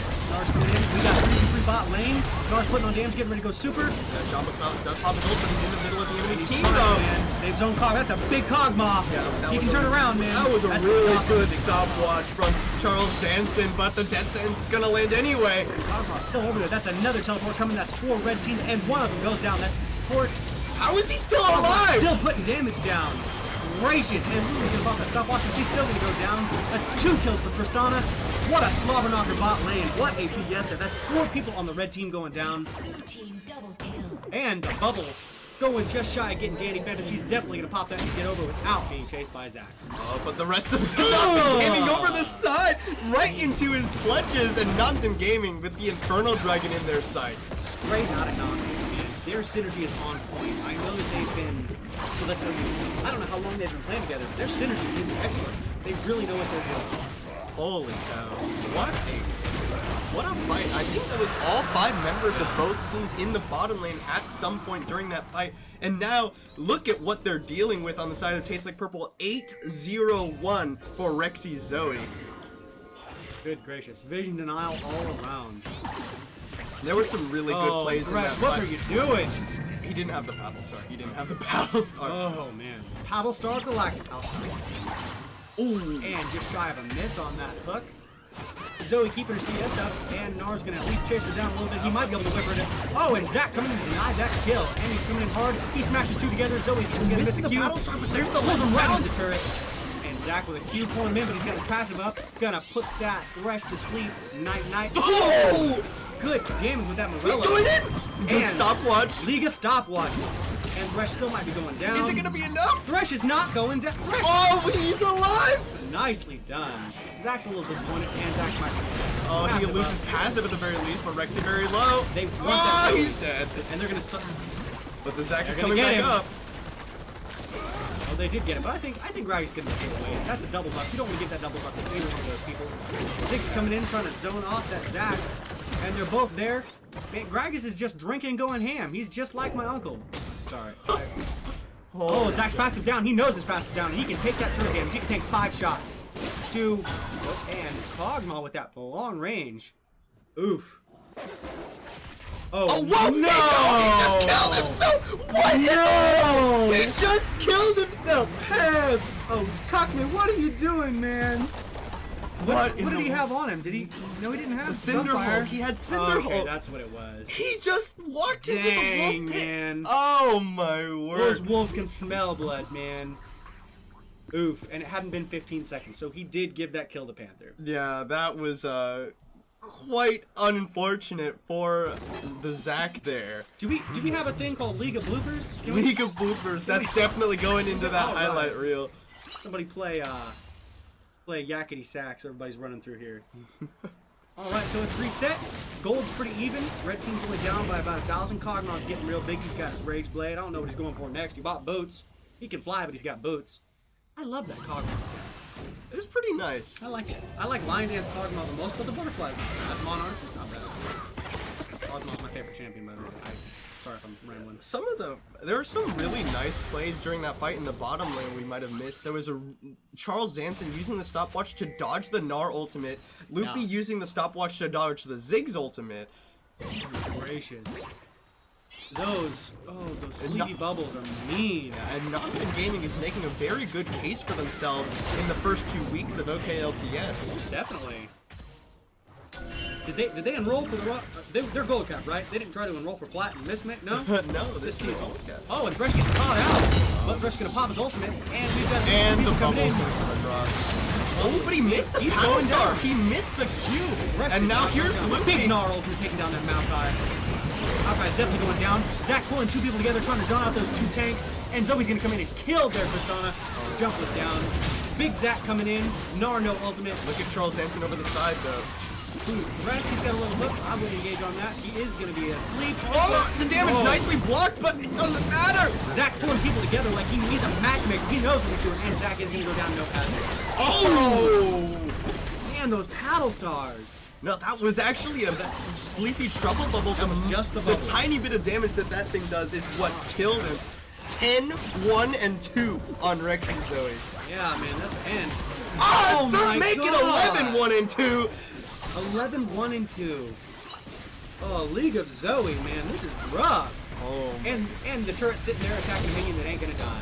and think about that top tier of mid laners on this patch.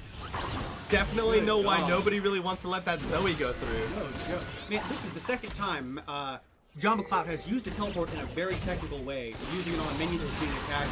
And he is going to eat a turret shot. Zoe's going to get away, putting on some good poke damage. Yeah, his teleports have been really strong. He knows what he's doing with his teleports. And there's a little bit of sleep on Gragas there, trying to siege down that top turret. One of the Put things, some poke down. it's just really hard to play against Zoe in general.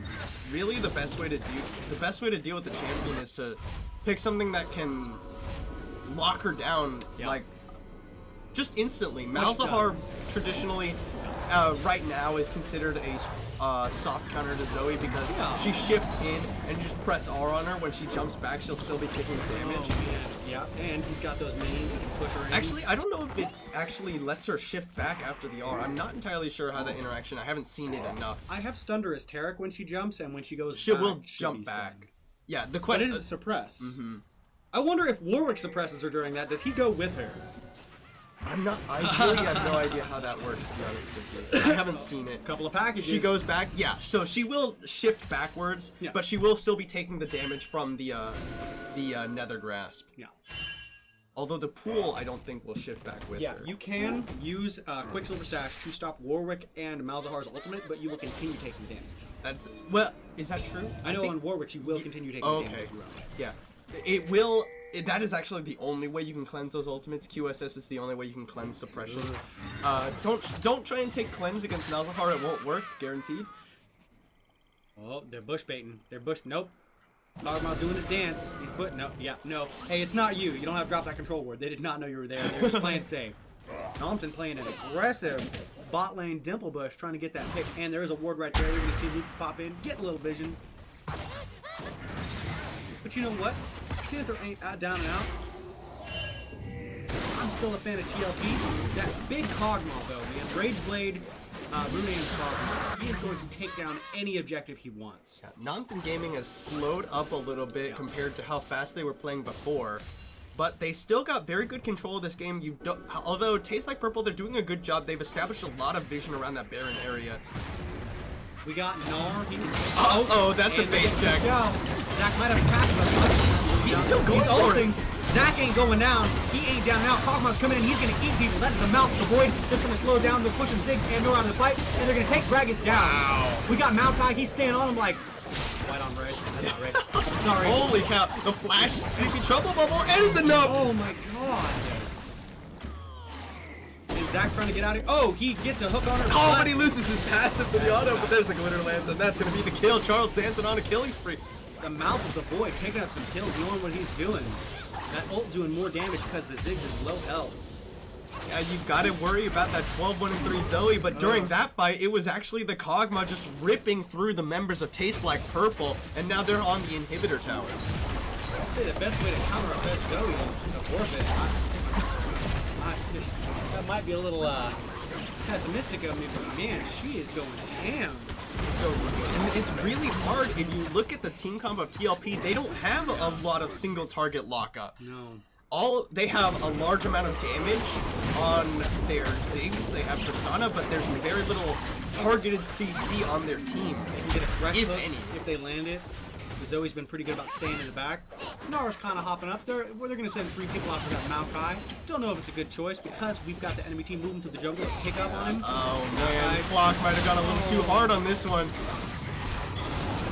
Ooh, nicely done. And the big Gnarl might be coming out. Get ready. And Zach opts to stop that Gragas. He's going to try and cue somebody. Get somebody. Nope, and Maokai taking that turret. What nice a great kill on engage there. from Nothing Gaming. It's not over yet. That's a good Gnar, but it's only under 1 and clock goes down. Maokai out of that fight. Nice Gnarl. And Zach might be going down. He's fast still down, I believe. There he goes. It's going to be him, but they traded a lot for a TLP's still on the retreat. Be careful not to step in that bubble gum. That's all I got. My bad report. Oh, Charles Hanson taking Oh, tower. yep. That's okay. Kog'Maw can take a couple shots. And they got that turret destroyer on him. John the Plow backing out. Looks like Baron's up. Red team's got good vision around Baron. Don't know if blue team should attempt that, but It's actually not that great anymore. A lot of their vision has expired.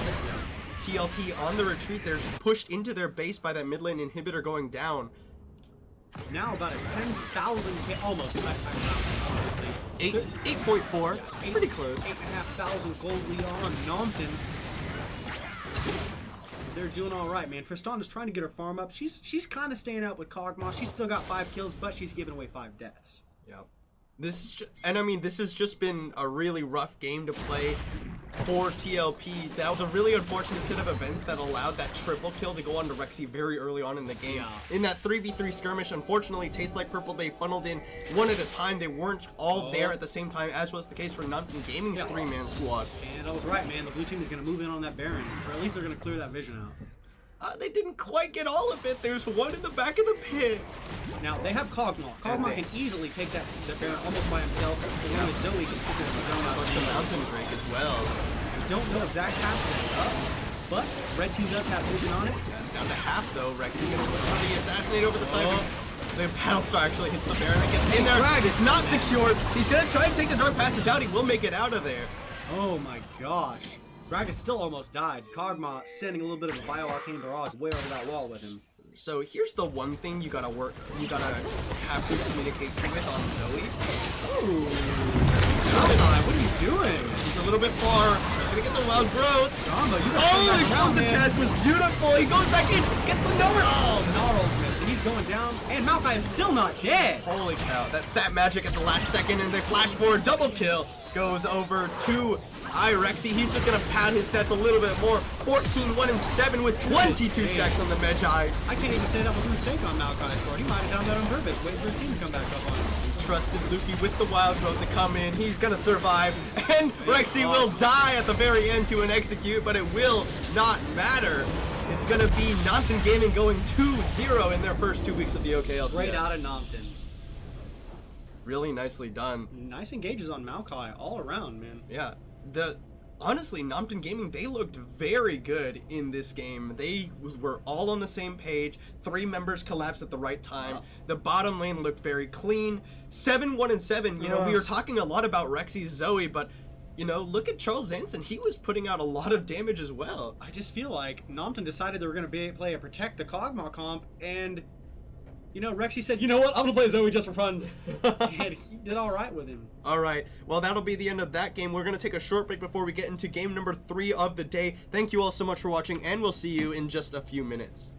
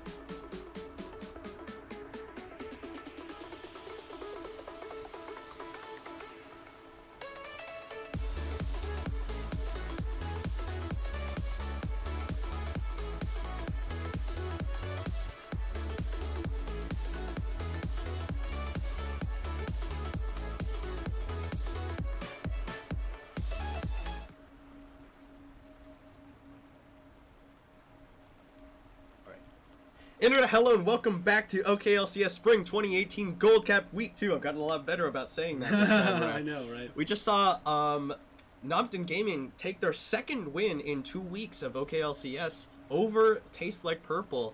And, you know, They're doing all right. they looked really good. Their synergy is excellent.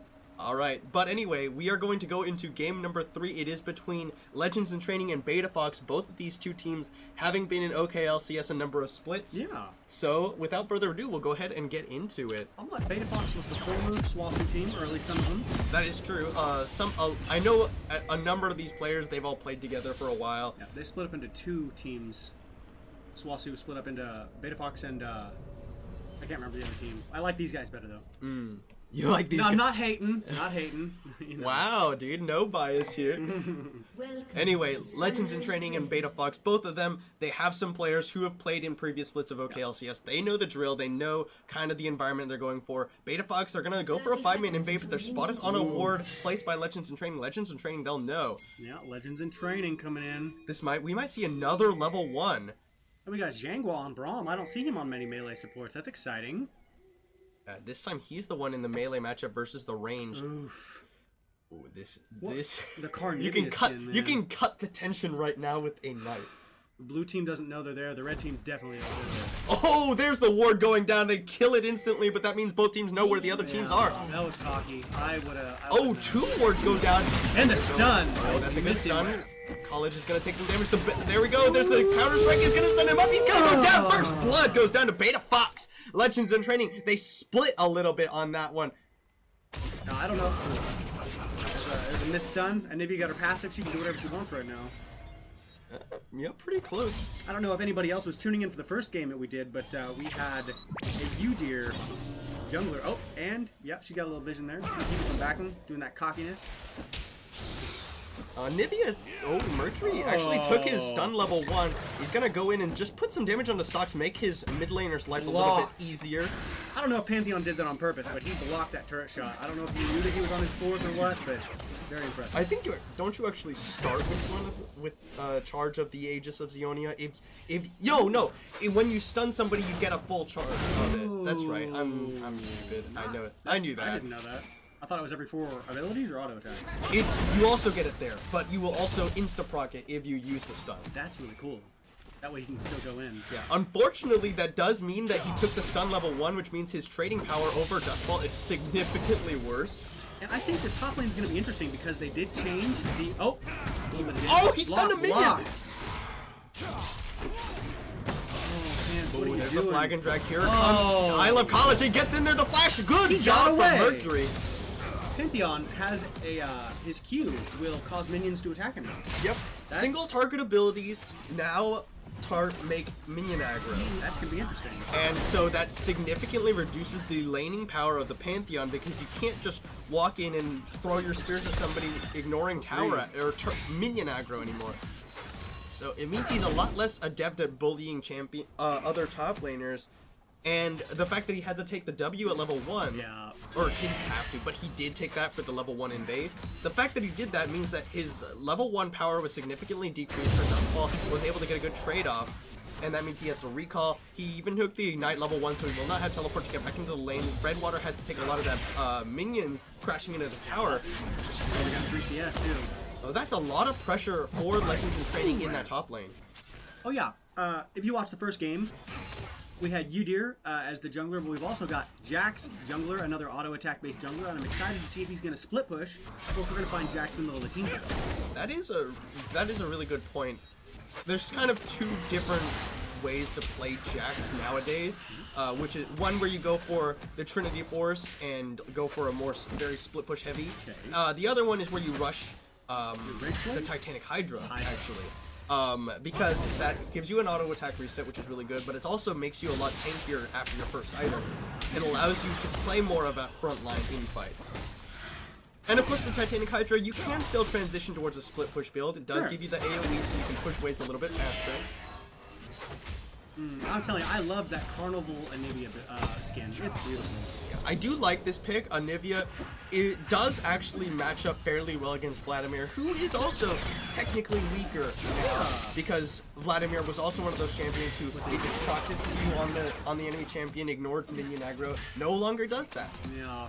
It's weird to see Vlad mid. I usually see him top, but it's, you know, I guess he's a maid.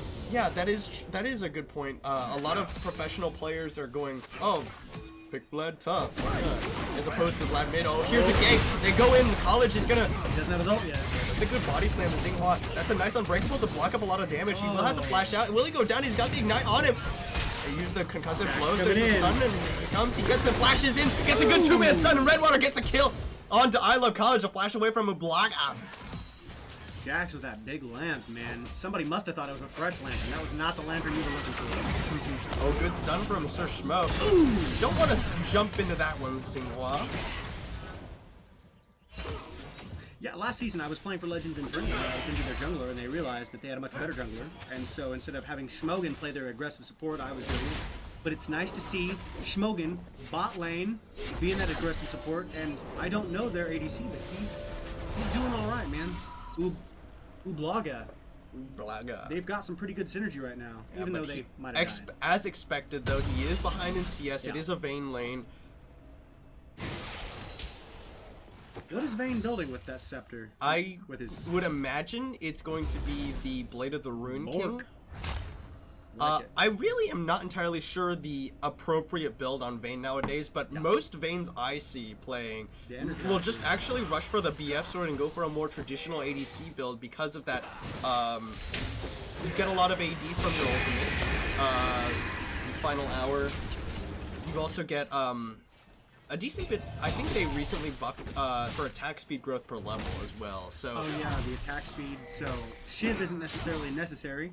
Because she's got. Well, it's still probably the best heal item to get. Oh, good stun from Mercury X. Taking no minions damage. Good call. Yeah, it's kind of what you want to do on the Pantheon nowadays. Is push out the minion. He pushed out the minion wave, and then he stuns Dustball. Will just get a little bit of that extra minion aggro because there's no minions to take it for him. Didn't they nerf the attack speed growth? Well, maybe that's the case. I'm not really good at keeping up with they the did base. nerf Vayne. Oh, they nerfed it? Yeah, okay. They took her down a bit because she was. In any case, the BF sword is generally what I see on Vayne. I don't know why that is, but it's definitely not because of the attack speed, because I was wrong about that. Counter Strike is gonna land onto Sir Schmo. He's taking a lot of damage, so the Winter's Bite will not. Brand Flash. Yeah, I think it was a nerf to the attack speed growth, Yeah, actually. Vayne was Thank really, you for the really strong. correction. I'm pretty bad with the base stat changes. Well, it's like when they got rid of the heavy engagers bot lane, the Alistair, Leona, Barret, they definitely nerfed the person who counted them, Vayne. That's true, that's right. That is, of course. Didn't need her as strong. Yeah, Vayne was really strong for a period of time. Too strong. Ooh. This is an aggressive Brand, but he doesn't look like he's getting any good poke off. Ash is really zoning him out of his own damage. Oh, Gragas. Mid lane, never mind. So, does J4 block damage as well? What do you mean? Well, I'm seeing the word blocked on both Pantheon and J4. No, that's not the case. It might just be optical. Oh, they're going for the dive, but College is the one who takes tower aggro. The stopwatch used by Mercury X.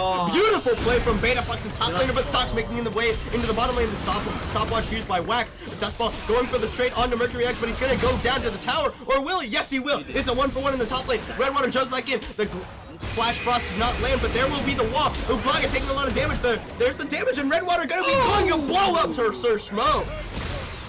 And now Sox going back in. Ignite goes down onto him. Xinghua turning up the Unbreakable. They're going to take a lot of damage. Ignite still going. And Guardian Showman gets the Flash Frost kill. Sir Schmo backing away now. Ublaga going in, but he only got the triple silver bolt proc. I believe versus auto attack junglers, the #1 way to counter them is to stun them. Is crowd control. So as long as they can't run up to you, the Udyr, well, not Warwick anymore. He's not really an auto attack jungler anymore. But man, Jax just sat there for a good 2 seconds. He couldn't even move. See how things are playing out. It looks like pretty even across the board. Yeah. Sorry, not across the board rather, but pretty even in terms of total goal. but you do see those leads developing in the top lane. Guardian Shinobi walks into Sir Schmo with his ultimate up, but he got Mercury X's ultimate coming in. The Grand Skyfall. Sir Schmo is going to be going down. The egg was enough to bait them in, and Guardian Shinobi will pop back up. Ubla got forced away by the top laner Beta Fox. Shinobi, tasty passive proc. What, Pantheon? What are you doing, bot lane or mid lane? Get out of there. Go top. What do you? Well, I guess that was a weird lane swap where they had Anivia bot lane trying to push it out and keep it from moving into turret. No. Interestingly enough, Guardian Shinobi is going to teleport into the mid lane. I don't think that was strictly necessary because he already had his top laner there catching the wave. It might have been better for him to just go ahead and teleport top lane, but it won't matter too much. Redwater is going to come in, just counter strike onto Dustball. He's got a Blood Razor enchant with the red buff, slowing him out. The flag and drag out from Dustball will make him get him out of there.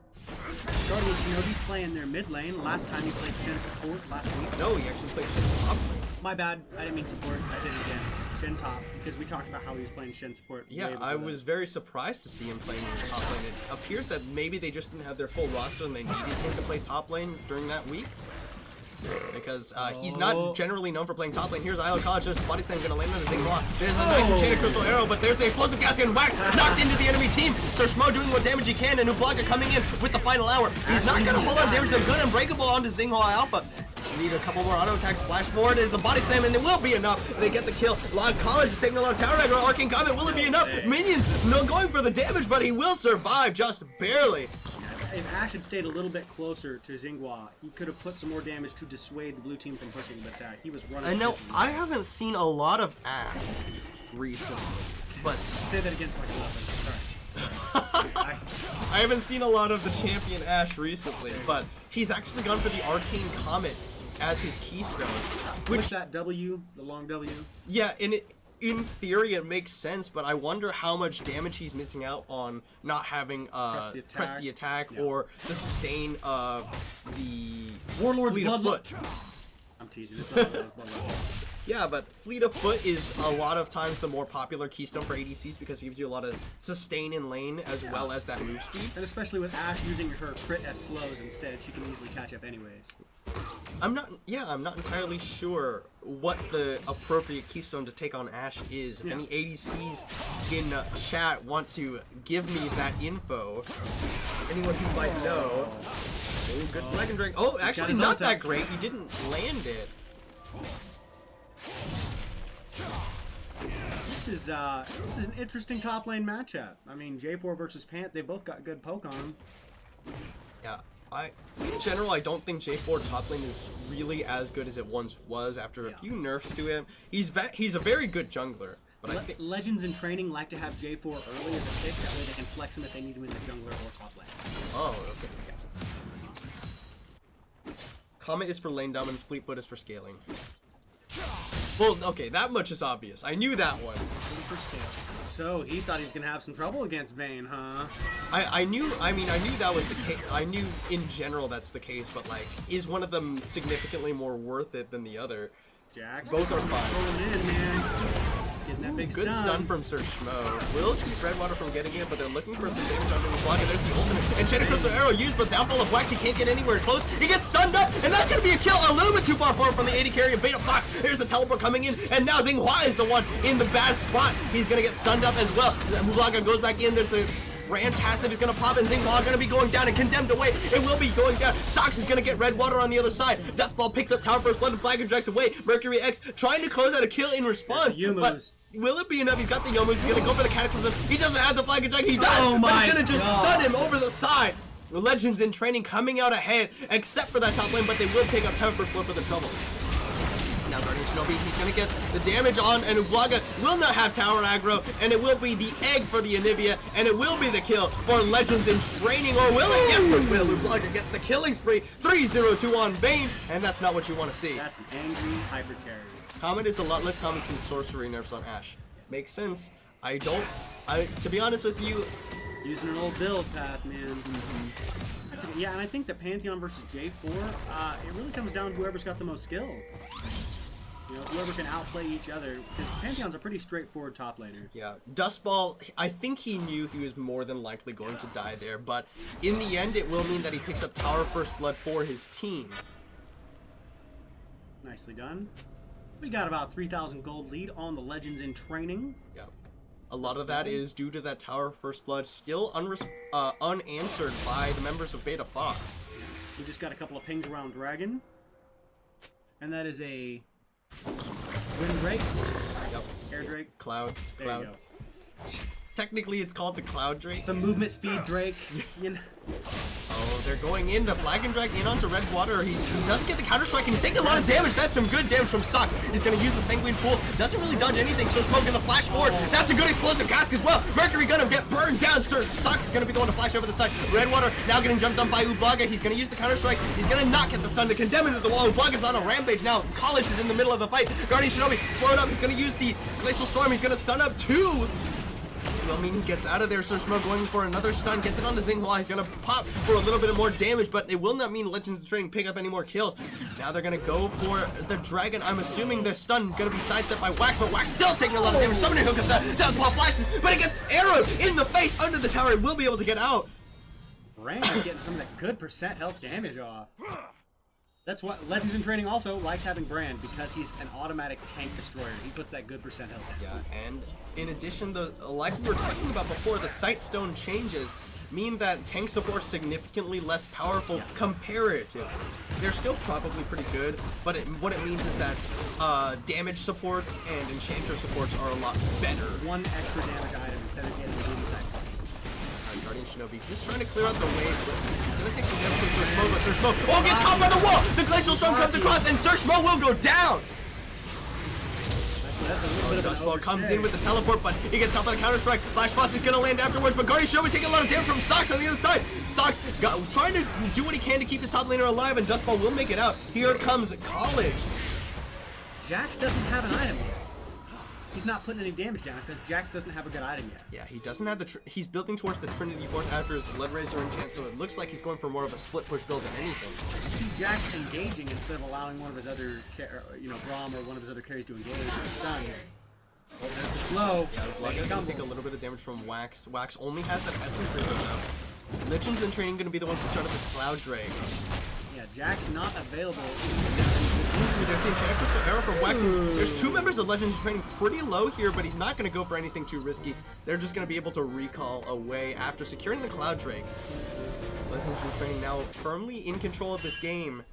One tower up, a dragon up, and now Beta Fox, they're trying to answer it in the top lane with their top and their jungle teleport coming in from Sox. This is Sox's teleport. Better run. Blocking going in on the Wax. Wax is going to teleport, or flash away actually. Legends in Training, their mid laner teleported into the top lane. Better run.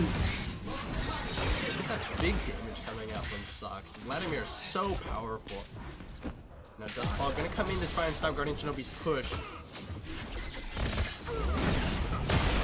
Pretty much his nickname, man. Everybody's trying to take the tower right now. Braum's definitely going to take that percent health damage, and Ash is coming in. He knows that Bane's... Here's the Guardian shield from Xinghua. Yeah, I believe Bane's ult is down right now. They're taking advantage of that. 4-0-2 on Bane, and that's really not something you really like the idea of dealing with. Vayne must have listened to you because he did eventually get that Blade of the Ruined King. Yeah, well, the BF sword actually is what he's going for. Yeah. So what I imagine happened is he picked up the Vamp Scepter for a laning power.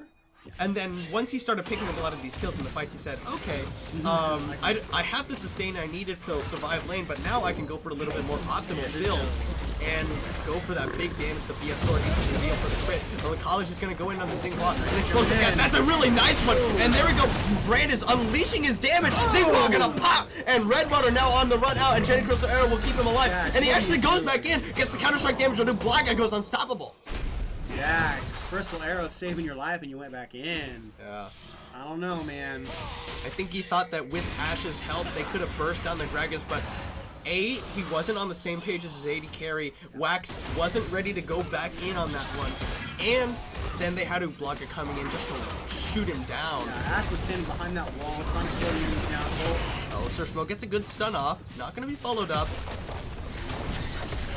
Ooh, Ash is taking some good damage right now. And that's the red buff on Vayne. Help her push that wave in. And the CS lead definitely going to Legends in training, about a 6,000 gold lead.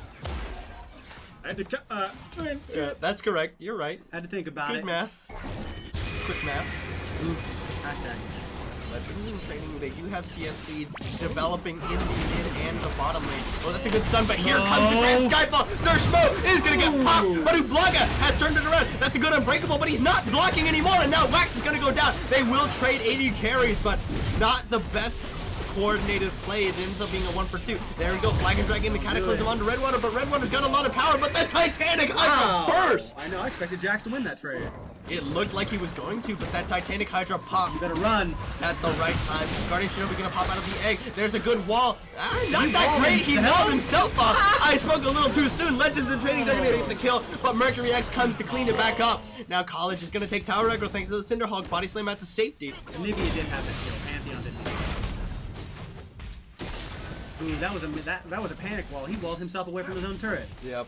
He was trying to pop the wall in between himself and the enemy jungler, or whoever it was. I think it was the jungler. He was trying. I know, right? We got J4 top lane, like, you know, go ahead.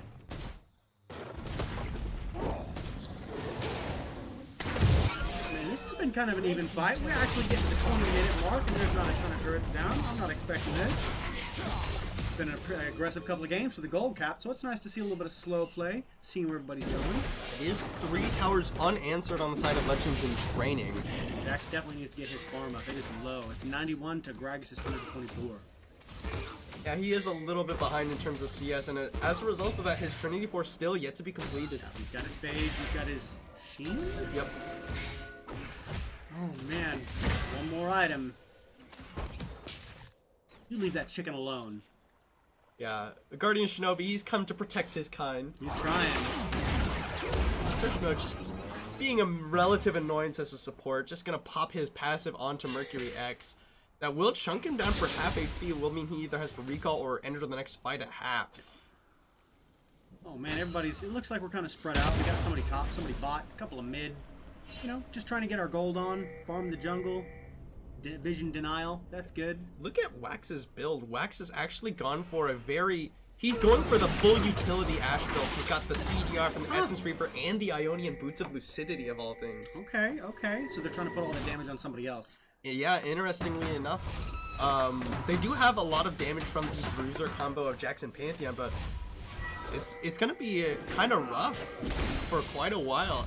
Oh, Jax killed that ward, but that means J4 knows where he is. He's gonna come in right at the last second while he's buying. No, but there is a ward in the back there. Oh, good. Yeah, he was jump right onto there when he Redwater. put that ward. He knew it was there. But look at this. The Baron is going down in favor of Legends Training. Mercury is going to come in with the Grand Skyfall. Gonna look for it. College secures it with the Smite, and it will be Mercury X. He's gonna flash out to safety. And remember, kids, if somebody on your team is standing behind Baron, Baron crits everybody behind it. You can see the big spikes come up when you're standing behind it. Don't stand behind it. Yeah, I think what it is Baron, he'll check how many people are standing behind him, and then he'll flash the spikes.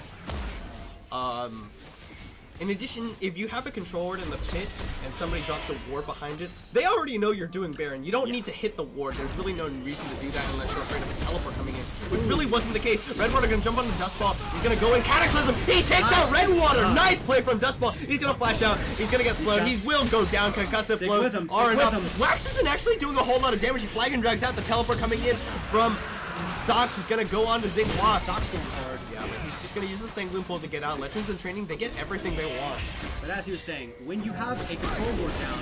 Oh, that's a good explosive cast. Knocks the 80 carry into Rocket. Goes in, gets the kill under Wax. He's going for Xinghua, who will have to flash away, or stand behind me, get away. Legends in training, they get a 4th tower, and now 4 members in the bottom lane with the Baron. Ooh, that Ash. He's trying.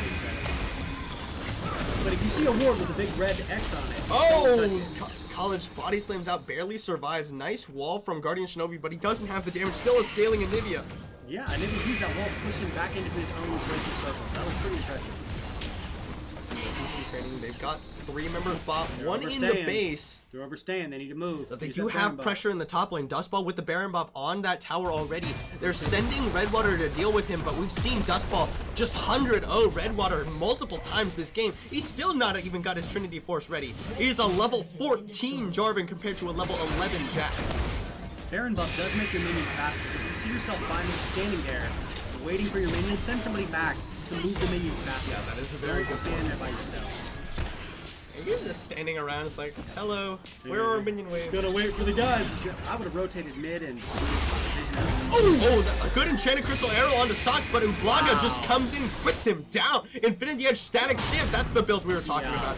Dustball is just continuing to pressure the top lane. Redwater cannot deal with him once this wave gets in, and Redwater takes enough damage. Man, Ublaga definitely knows what he's doing. He's just doing ADC in the game cap and intend to.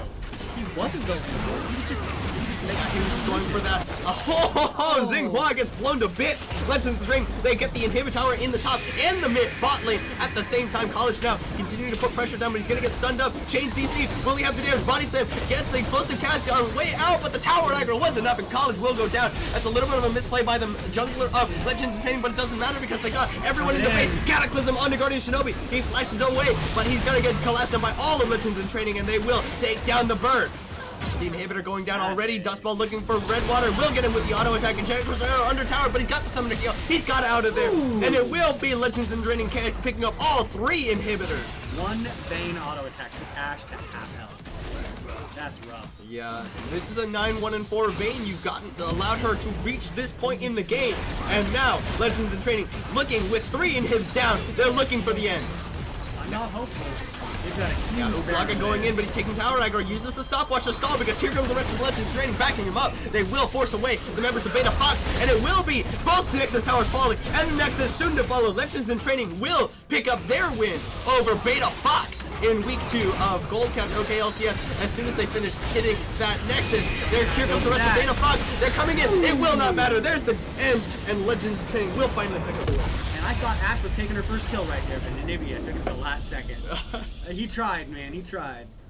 And nicely done. Mercury X was trying to do what he could, using Grand Skyfall to try and help out his lanes. He ended up 7-3-1, but in the end, Dustball just continuing to push out the top lane, rotating at the... He came down to help his team as well. Yeah. He just ended up coming out ahead, and it will be Legends in Training who take the victory. Yeah, I think Ashe might have been trying to allow Pantheon or Anivia to pick up the damage roll, but Pantheon is not a good damage roll. He's more of a counter damage to come in when the team fight has already started. Yeah, Mercury X, he was putting out a lot of damage, but you've got a very scaling Anivia, and you just don't have the damage to put out and Jax as well. Jax as well takes a little bit of time to scale. He scales very well with items. He should have built Trinity first, not his jungling No, item. I mean, I disagree. I think that... Just kidding. That's probably the best thing he could have done, but it's just like the comp as a whole, they had too much scaling, and they didn't have enough power in the early game. I was going to say they could have scaled up, but they were going against Vayne. In any case, that will be Legends in Training taking the victory over Beta Fox. We have one more Gold Cap game to come to you after the break. Thank you all so much for watching, and we'll see you in just a few minutes.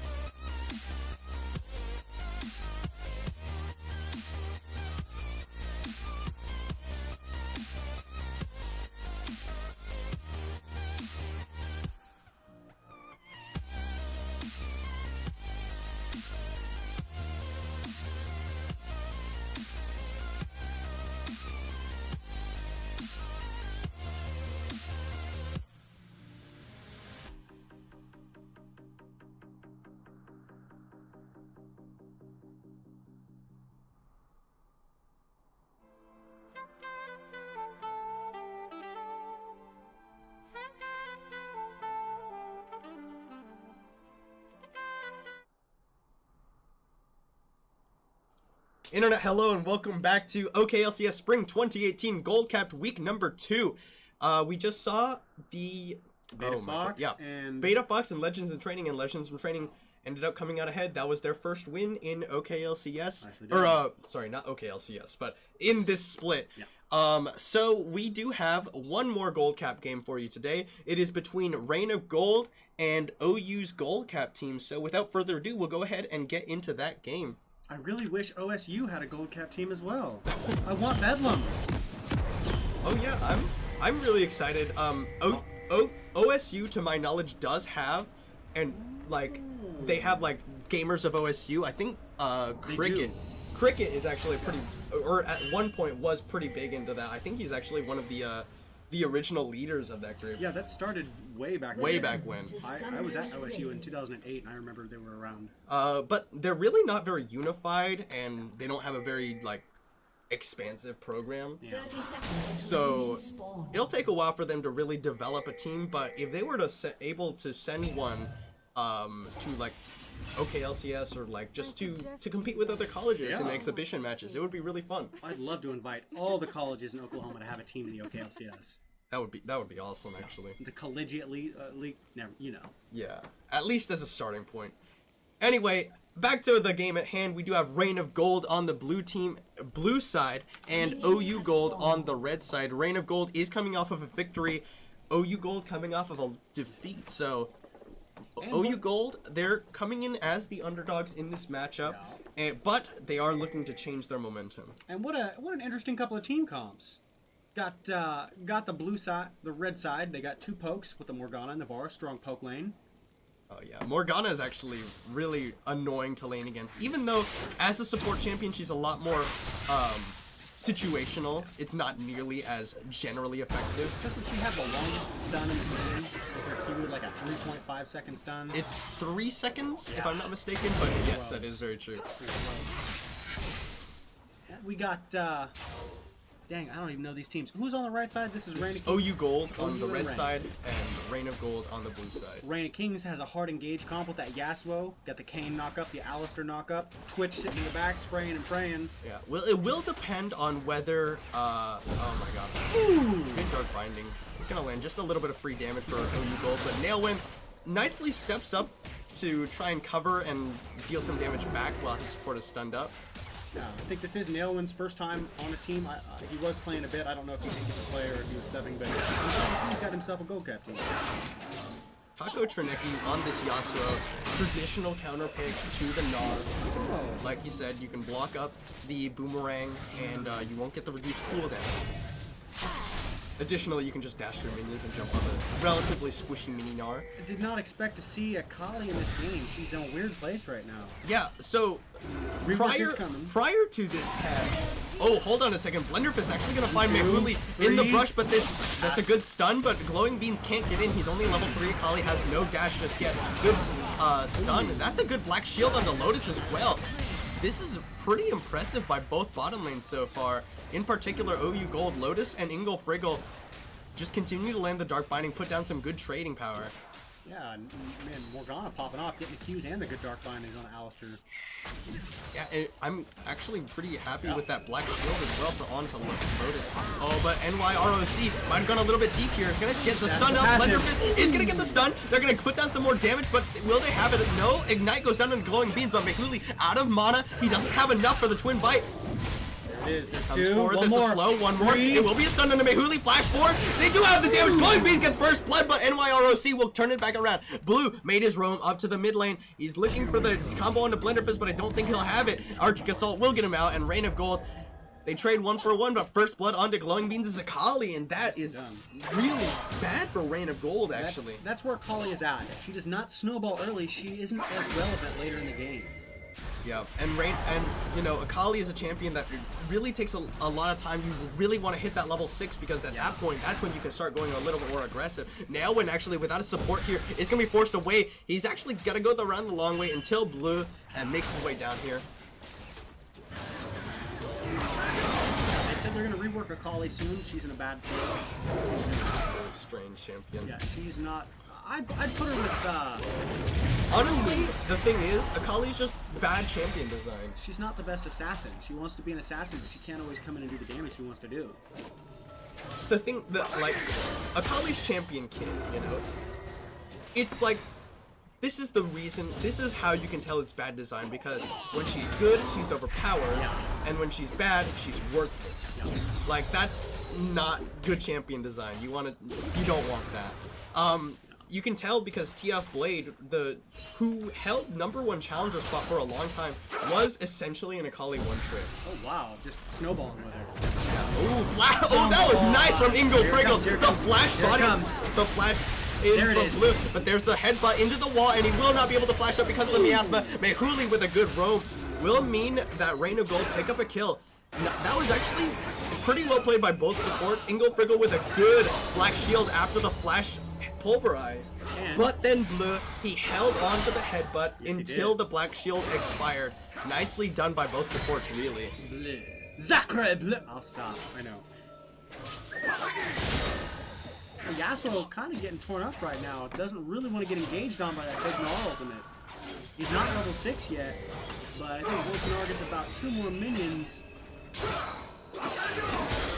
Right on Last the breath. Alright, Larcio gonna hop away. He's about to go mega, so not too risky for him to stay around. Everybody's pretty even in farm. It looks like Barth has got about 10 CS out of quick. Glowing Bean's actually gonna get jumped up by the miasma. NYROC is coming in. Glowing Beans, he's invis. He misses the E. And he'll just be able to walk out. No more abilities available for the side of Rain of Gold. I'd really love to see more emotes in these games.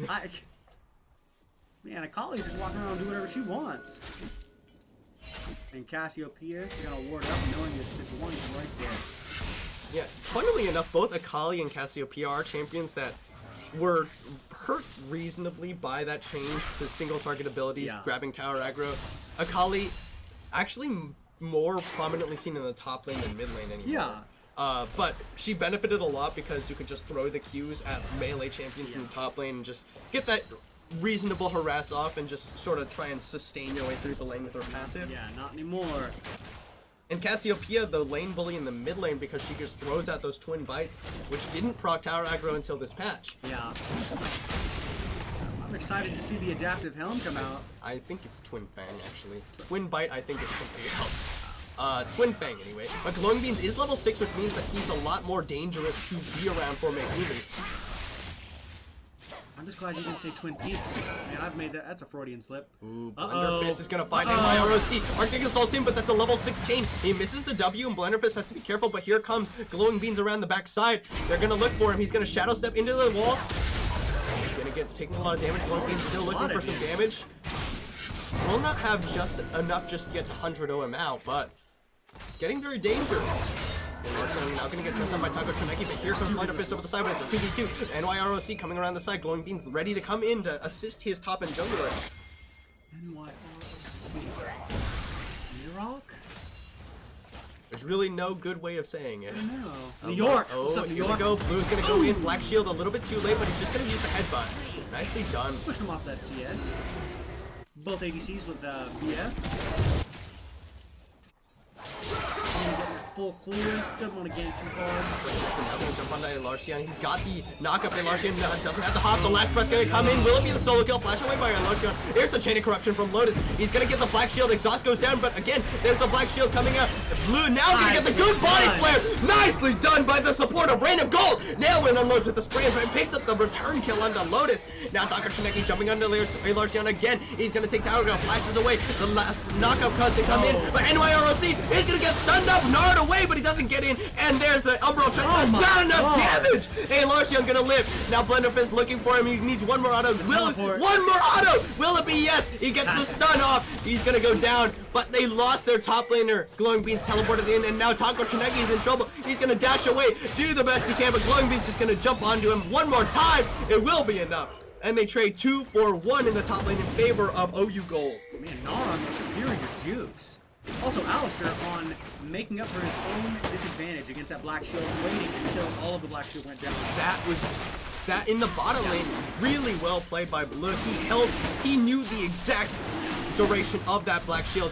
Throws down the pulverize onto 2 as soon as it expires and allows him with the spray and pray. Glowing Beans on his way in. The teleport coming in from a Larcion. He's gonna jump over, but there's the miasma to slow him up. Glowing Beans having to get out with the invisibility. Black shield comes out, but now Inglefriggle is taking some damage. The Soul Shackles will stun up only one. The last breath doesn't come across, but Nailwin picks up the kill onto Inglefriggle. Nicely done, Nailwin. A little behind in CS, but he's picking up kills, playing safe. That's one thing. He likes to play safe. He's got that long-range ADC. Yeah, and OU Gold, nicely done with the teleports, but they will lose their support.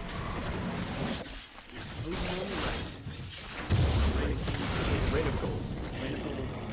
They are technically Reign of Kings Gold team, but for whatever reason, their naming conventions didn't follow over, so they're Reign of Gold. Couldn't you just Reign of Queens, Reign of Bishops, choose another piece from the chessboard? But you got Platinum. That's true though. Reign of Kings, you could have your Platinum team be Reign of Queens. This would be like Reign of Jacks or Reign of Aces. Of Pawns. Reign of Oh, we're going to different chess pieces. Oh, I thought we were going to like different. Okay, my bad. You could go either way with that one, really. Reign of Dukes. We're giving you great ideas for the Reign of Kings franchise. Oh, Glowing Beans now getting jumped on. Oh, that's a good miasma. Glowing Beans, he's trying to get out. Flashes away. Flash forward from Blue, and he's gonna headbutt him back away. But he does have the dash away. He saved that dash. That was very impressive. Nicely done by Glowing Beans to make it out of there. A noble attempt by Blue, to be fair. I would like to mention, I've been playing since Season 2, I would like to mention how skillful these gold cap players are getting. Only slightly more skillful than they used to be, but, you know, still, slightly impressive. Hey, no, don't knock on them. They're doing really well. They really are.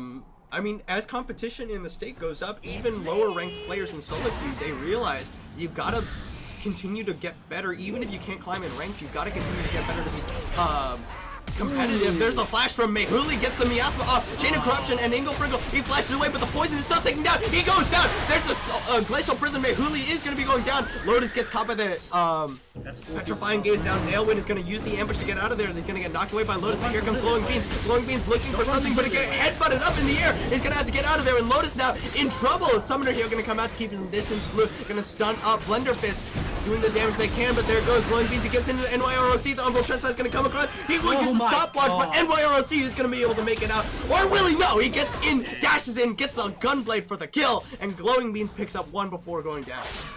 That was a classic tunneling. We saw Twitch move forward into the fight to try and kill somebody that was running off. Don't ever do that. Stay in the back and continue putting damage on the tanks that are in the team.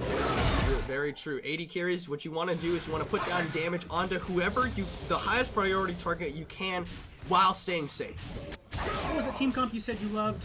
Front to back? Yeah, well, it's a method of team fighting, and generally when you have like a very clear front line and back line with tanks, that's how you want to play the fights. And that's kind of how the red team's got it right now. They got the Narset Wani. Boris and Ward can poke from the sides and the back. I think this is gonna be interesting once the mid game starts up.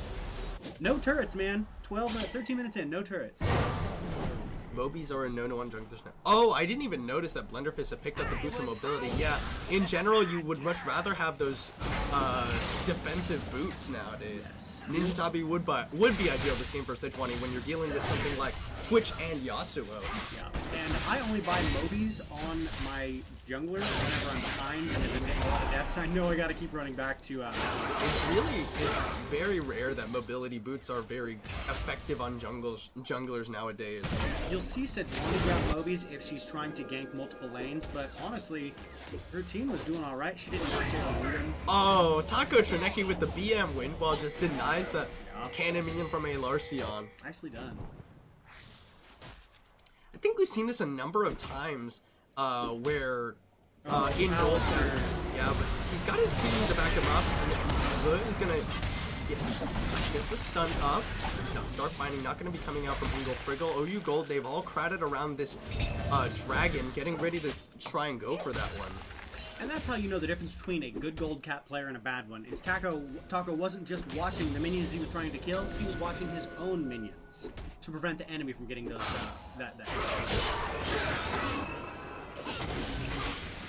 Alright, Reign of Gold now. They're trying to put pressure on that mid lane. Glowing Beans, in spite of hitting that level 6, he is still an Akali. Struggles a little bit to wave clear in safety compared to up against a Cassiopeia rather.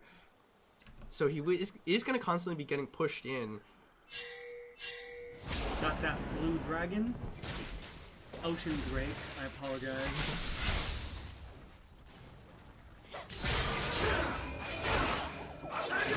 Taco Trinity gets him out of the hop, not going to commit the last breath just yet.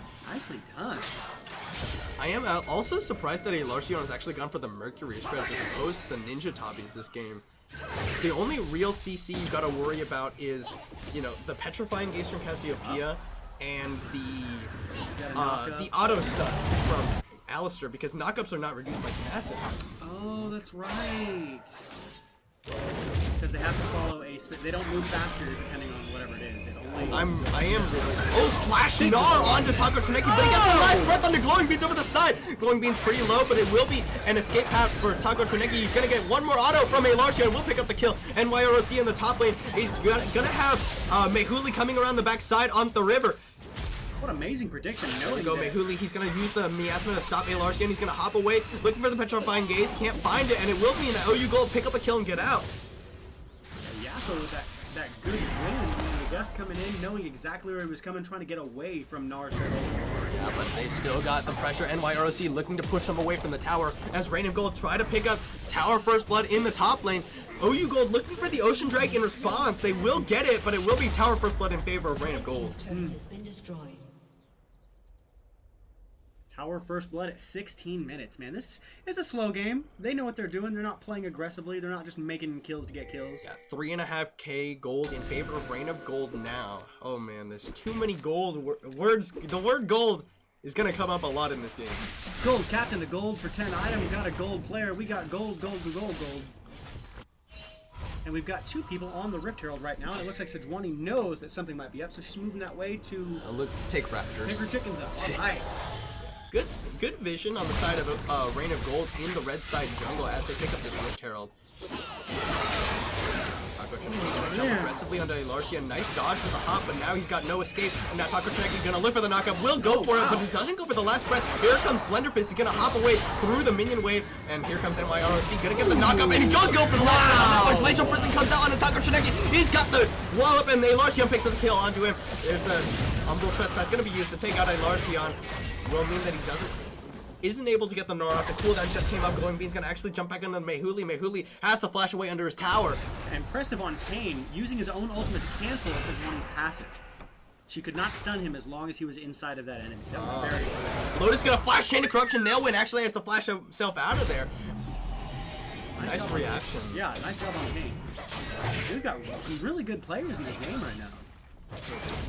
Tear of the Goddess haunting guy's Void Staff for Mehuli's Cassiopeia.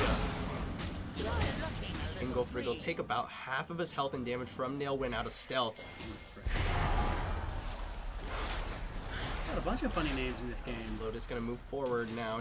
They know that he's in a 2v1, but gotta look for the Dark Binding. He's gonna land, and there's the damage, and Ingolfrigg will go for the Soul Shackles. He's actually gonna get the Summoner heal out and the Exhaust, but will it be enough? Teleport coming in from Taco Trineki. Ingolfrigg flashes away, gets the Black Shield on himself, and now Taco Trineki turns around to Lotus, but here comes Glowing Beans. They're gonna get the Gunblade slow. He's gonna get a good knockup. Last breath on the 2. Ingolfrigg goes down. Here comes Blue. Gets the knockup on the Glowing Beans. He's gonna jump in. Headbutts out a minion for whatever reason. Glowing Beans is going to be able to make it out. It's a 1-for-2 in 1-for-1 rather in favor. A little bit of cockiness on Nailwind's part. A little bit of cockiness. Goes 1v2, especially against a big stun. Blenderfist looking to try and stop this tower from going down. Blue is going to take a lot of damage. He's going to get stunned up. Going to jump down by Glowing Beans. The miasma goes down, but he has to flash away anyway. The Rift Herald now barreling into the mid lane. Alarcion here to try and stop that one from going down. Go in under Blue. The Petrifying Gaze is going to find Glowing Beans. He's ignited. He's got the poison. He's going down. Mehuli picks up the kill. And that's what I was just saying about Akali a little bit earlier. There's no snowball there.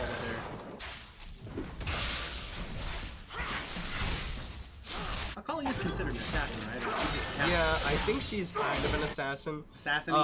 The build that I see TF played, he goes for kind of a more bruiser-ish build though. Yeah. With the Gunblade, Tank the Holly. Gunblade, Zhonya's, and Rylai's being the big core.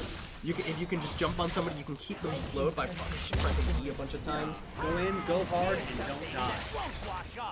Yeah, and the Zhonya's allows you to stall. You can use the stealth. With the Twilight Shroud, Zhonya's the Wind Wall gonna push away Larcion as Rain of Gold continue to hit onto this tower.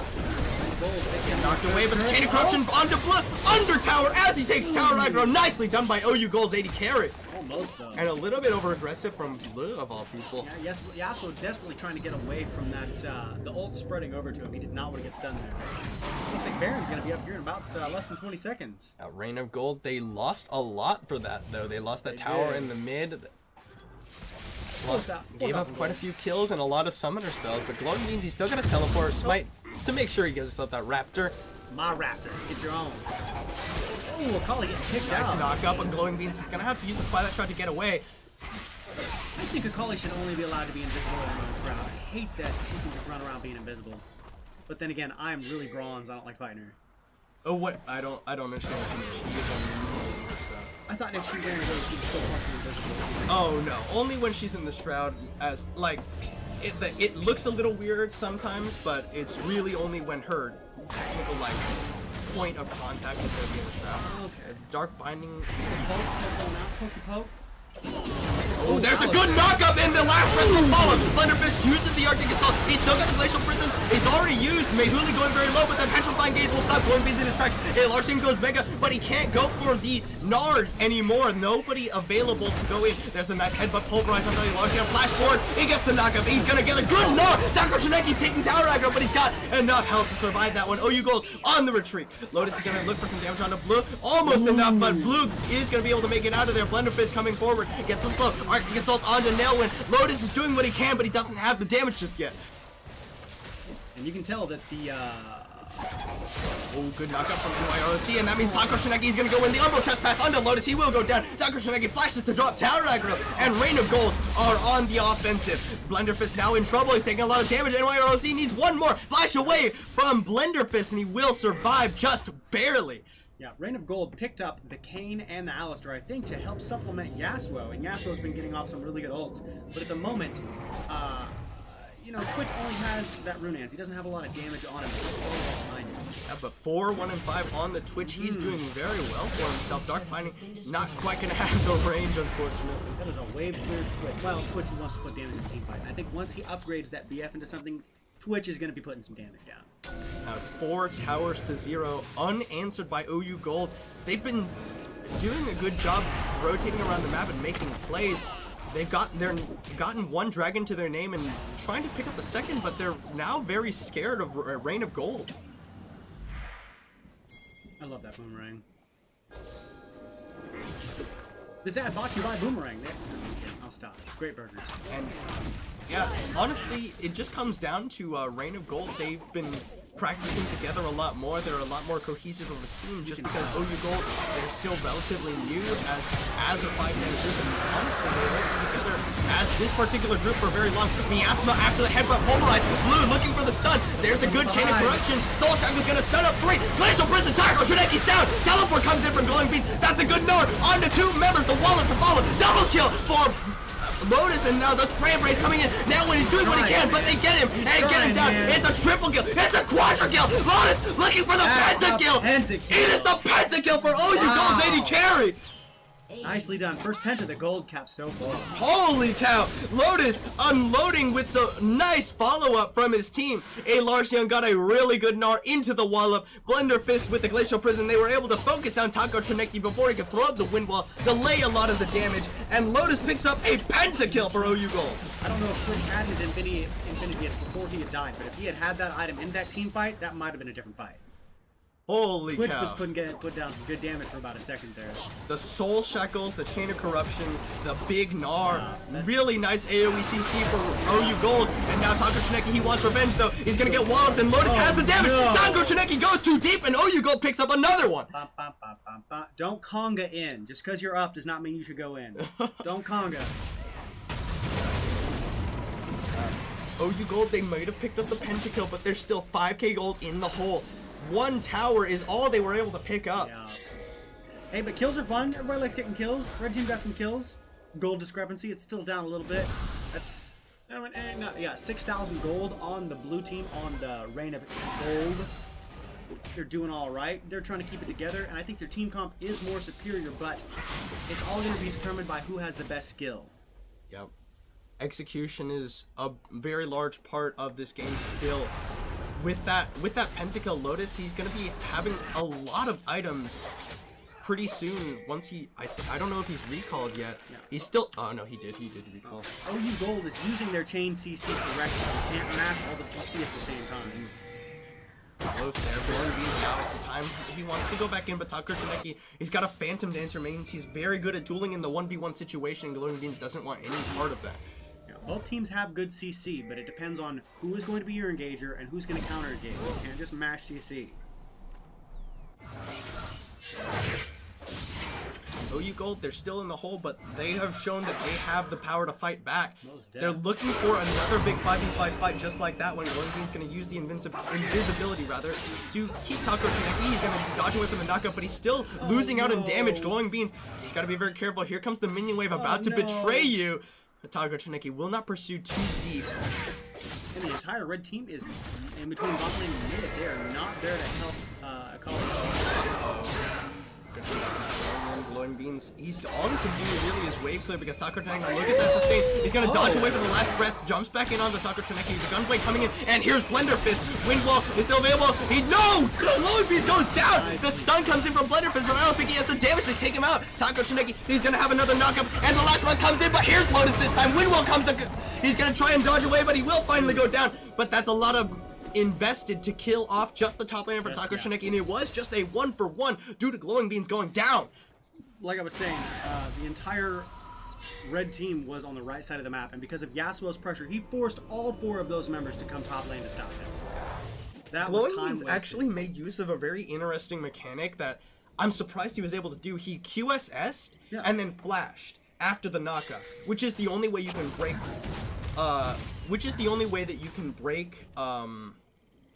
knockups as far as CC goes. You have to QSS and use a mobility ability. Huh.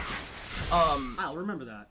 Unfortunately, it was not enough. Taco Kaneki got the last auto off in time to kill him even after the flash landed. So a little unfortunate there. He was trying to use himself as bait so that Blender Fist and Lotus could come and clean up, which he did, but he did end up dying for it. So ultimately not worth it. Yeah, the red team should have sent their team mid or bot. They should have pushed the waves out. I would not have sent more people to take care of Yasuo. Although they did kill him, got some kill gold. Good for you. They did pick him up. Reign of Gold were not able to pick up anything in response to all the members showing top lane. Gold. I think what Reign of Gold need to do is they need to continue looking for the big 5v5 fights when a Larcian is about to go mega. They have the tools. They have Chain of Corruption, they have Glacial Prison, very good engage, provided they can avoid getting it all blocked by the Wind Wall. Yeah, and OU Gold just put 2 things Now on they're there. looking for Taco Kaneki. The Wind Wall is now used, and now the Glacial Prison is available. There's the knockup from Blue, but they can't do anything with it. Taco Kaneki, Glacial Prison used onto Blue, but the Chain of Corruption misses. There's NYROC, a Larcian goes down. He can't even get his Gnar off. There's the Uncle Trespass onto Lotus, and Lotus is gonna get knocked up. He's gonna get stunned. NYROC now trying to get kited out, but Lotus is exhausted. They don't have the damage.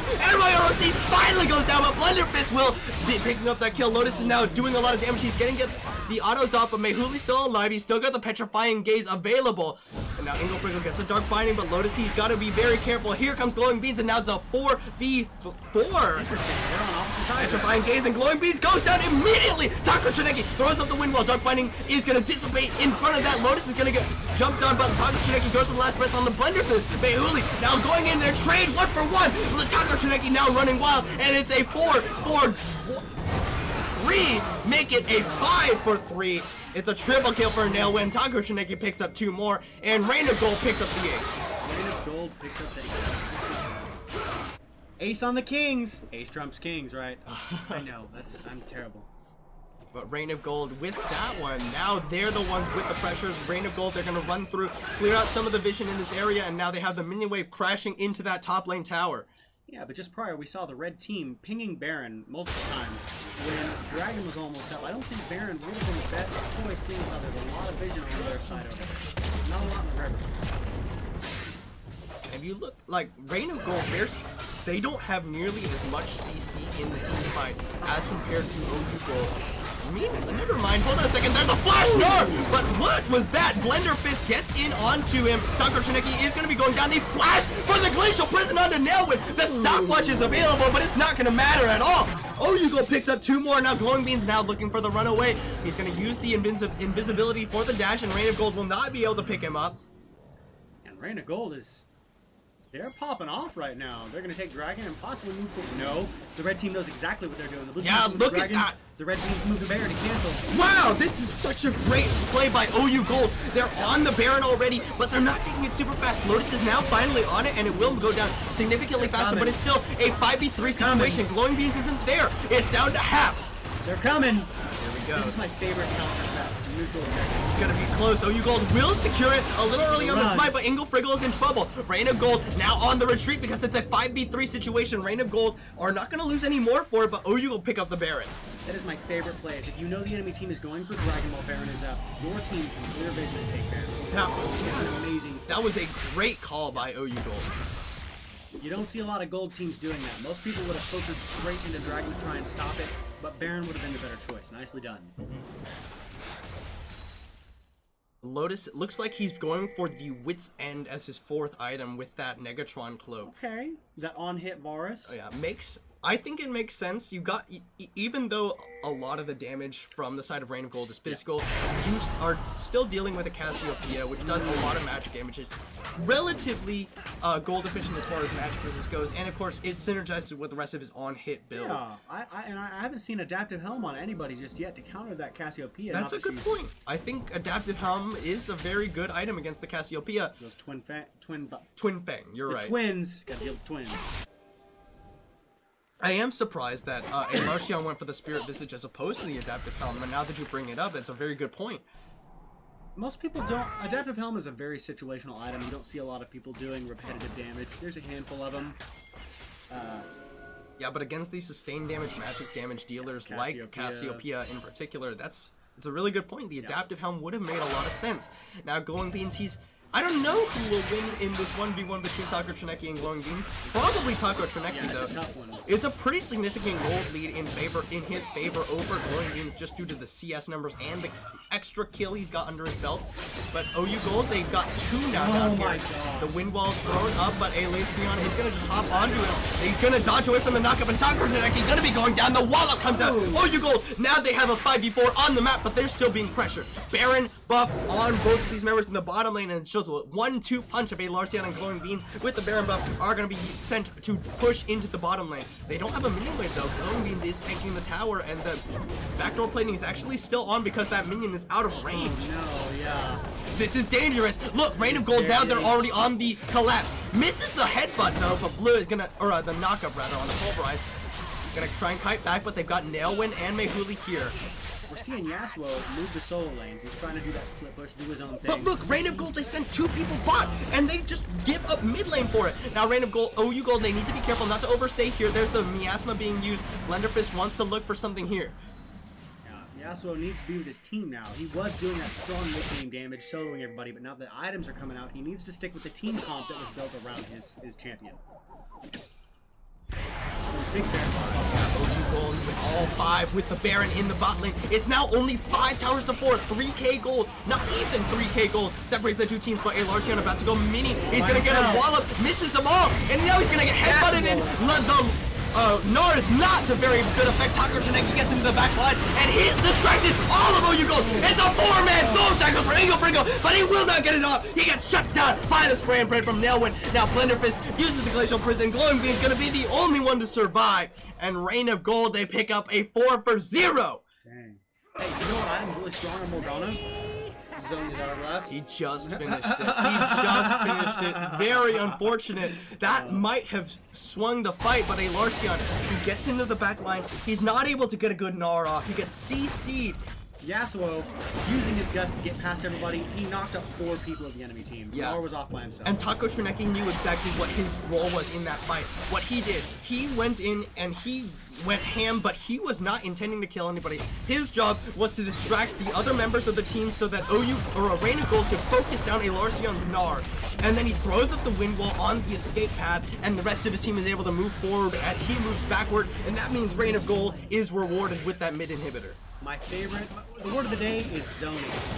Yasuo isn't using his Yasuo to get kills like a bronze would. He's using his superior skill to zone the enemies from doing any damage to his tank. Very nicely done by Taco Trineki.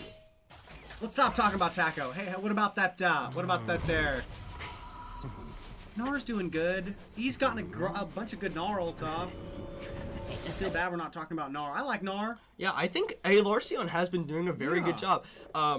Alarcion played for OU's Platinum team last week. Oh, I didn't know that. Whereas Luke Ward was the Gold Cap top laner. That's they both right. played Gnar in, both of them played Gnar in the game streamed, Luke Ward if was I'm not getting some mistaken. good ults off, Yeah, too. Luke Ward had some very good Gnar ultimates, and Alarcion is saying, he's showing that, like, he's nothing to scoff about. This is the team that rotates. Yeah.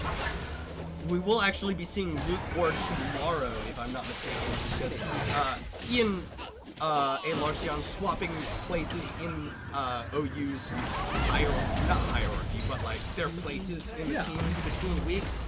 Not to say that either of them are better than the other, they're just trying people out. So want to give both of them equal opportunity. Taco Trineki gonna interrupt Glowing Beans' recall.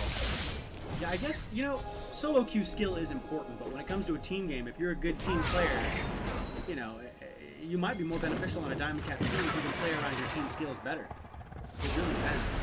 Now, this is going to be very dangerous. Rain of Gold, they're going for the Elder Dragon, and they have the 2 most powerful dragons, the Infernal and the Mountain. Everybody knows. Yeah, they know, but they've got 3 members in the base dealing with it. Rain of Gold are going to be able to get it. Glowing Beams getting chased away by Taco Trineki as Rain of Gold picks up the Elder Dragon. Twitch got 4.5 good items. He's got his last whistle. I'm not sure he's going to build it into.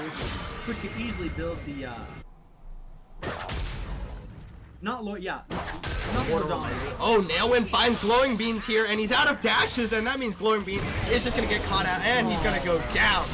Yeah, moral reminder against the Warmongs as Sejuani.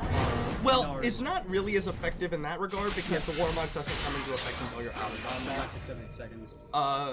Really, I think Lord Dominique's Regards makes the most sense. LDR. Yeah, they got 2 tanky people, and Akali's Yeah, just got health on two her. very high health stacking champions in the form of Gnar and Sejuani. So we got about a 9,000 gold lead on the Reign of Gold. Alarcion has forgone the Frozen Mallet on his Gnar, so not nearly as much health stacking. It shows he's trying to be a little bit more of a team fighter. He's not chasing people out by himself. Yeah, exactly. Okay. Which is a fair decision to make on his part. OU Gold, they are trying to deny the Baron, but they are fighting into an Elder Dragon Reign of Gold. They would have to pull off a very good combo for this to work. And the Baron is already down to half. I don't know if they can get in there. Blend of Fist goes in, but it's a little too late. Baron goes down in favor of Reign of Gold. That's a good knock, but he doesn't have the follow-up. That's a good last breath, and Alarcion gonna fall down. They lose Blender Fist as well, and my ROC gonna get jump over, Blast Cone back out, double kill goes over to Nailwind, and now Reign of Gold, they're looking for the end. 3 members of Reign of Gold dead, double epic monster buffs. Yeah, this is a classic case of just because you can does not mean you should. This is really difficult. Reign of Gold, they're looking for the end here.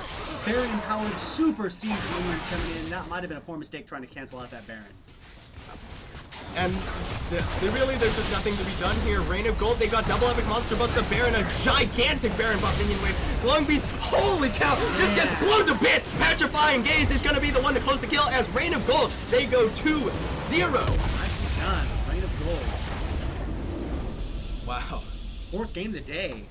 Yep. What, man, this is completely opposite of last week. Last week we had 45 to 50-minute games, and these have all been relatively one-sided. Yeah, not even one-sided, but very fast-paced games. Aggressive. Yeah, this game was a little back and forth, but there was very rarely a moment without any action. Yeah. In any case, that will be the 4th game for Gold Cap today. So that's going to be end of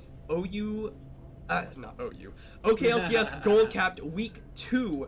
we are going to be starting up OKLCS Diamond Capped Week 2 here in a few hours. It starts at 6 o'clock p.m. Central Time. Yes. Central North American time. It's not Mountain.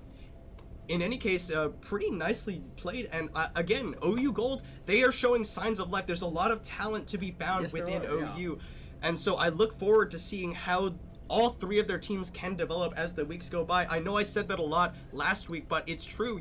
You are seeing signs of life, signs of greatness from these teams even. Definite improvement on the gold cap, and I would recommend, if you are in gold, please come and watch the platinum cap, watch the diamond cap, and see your favorite champions played at a much higher level. Yeah, so in any case, that will be us being done with the stream for today. I'm Alex Agent 822. Thank you very much to Casey Kierden Dodds for his continued support of the OKLCS, coming into cast with me. And I guess that's gonna be it. So thank you all so much for watching. Please join us in a couple hours for Diamond Cap and of course Platinum Cap tomorrow night at 6 o'clock. Have a good day, everybody, and hope to see you then.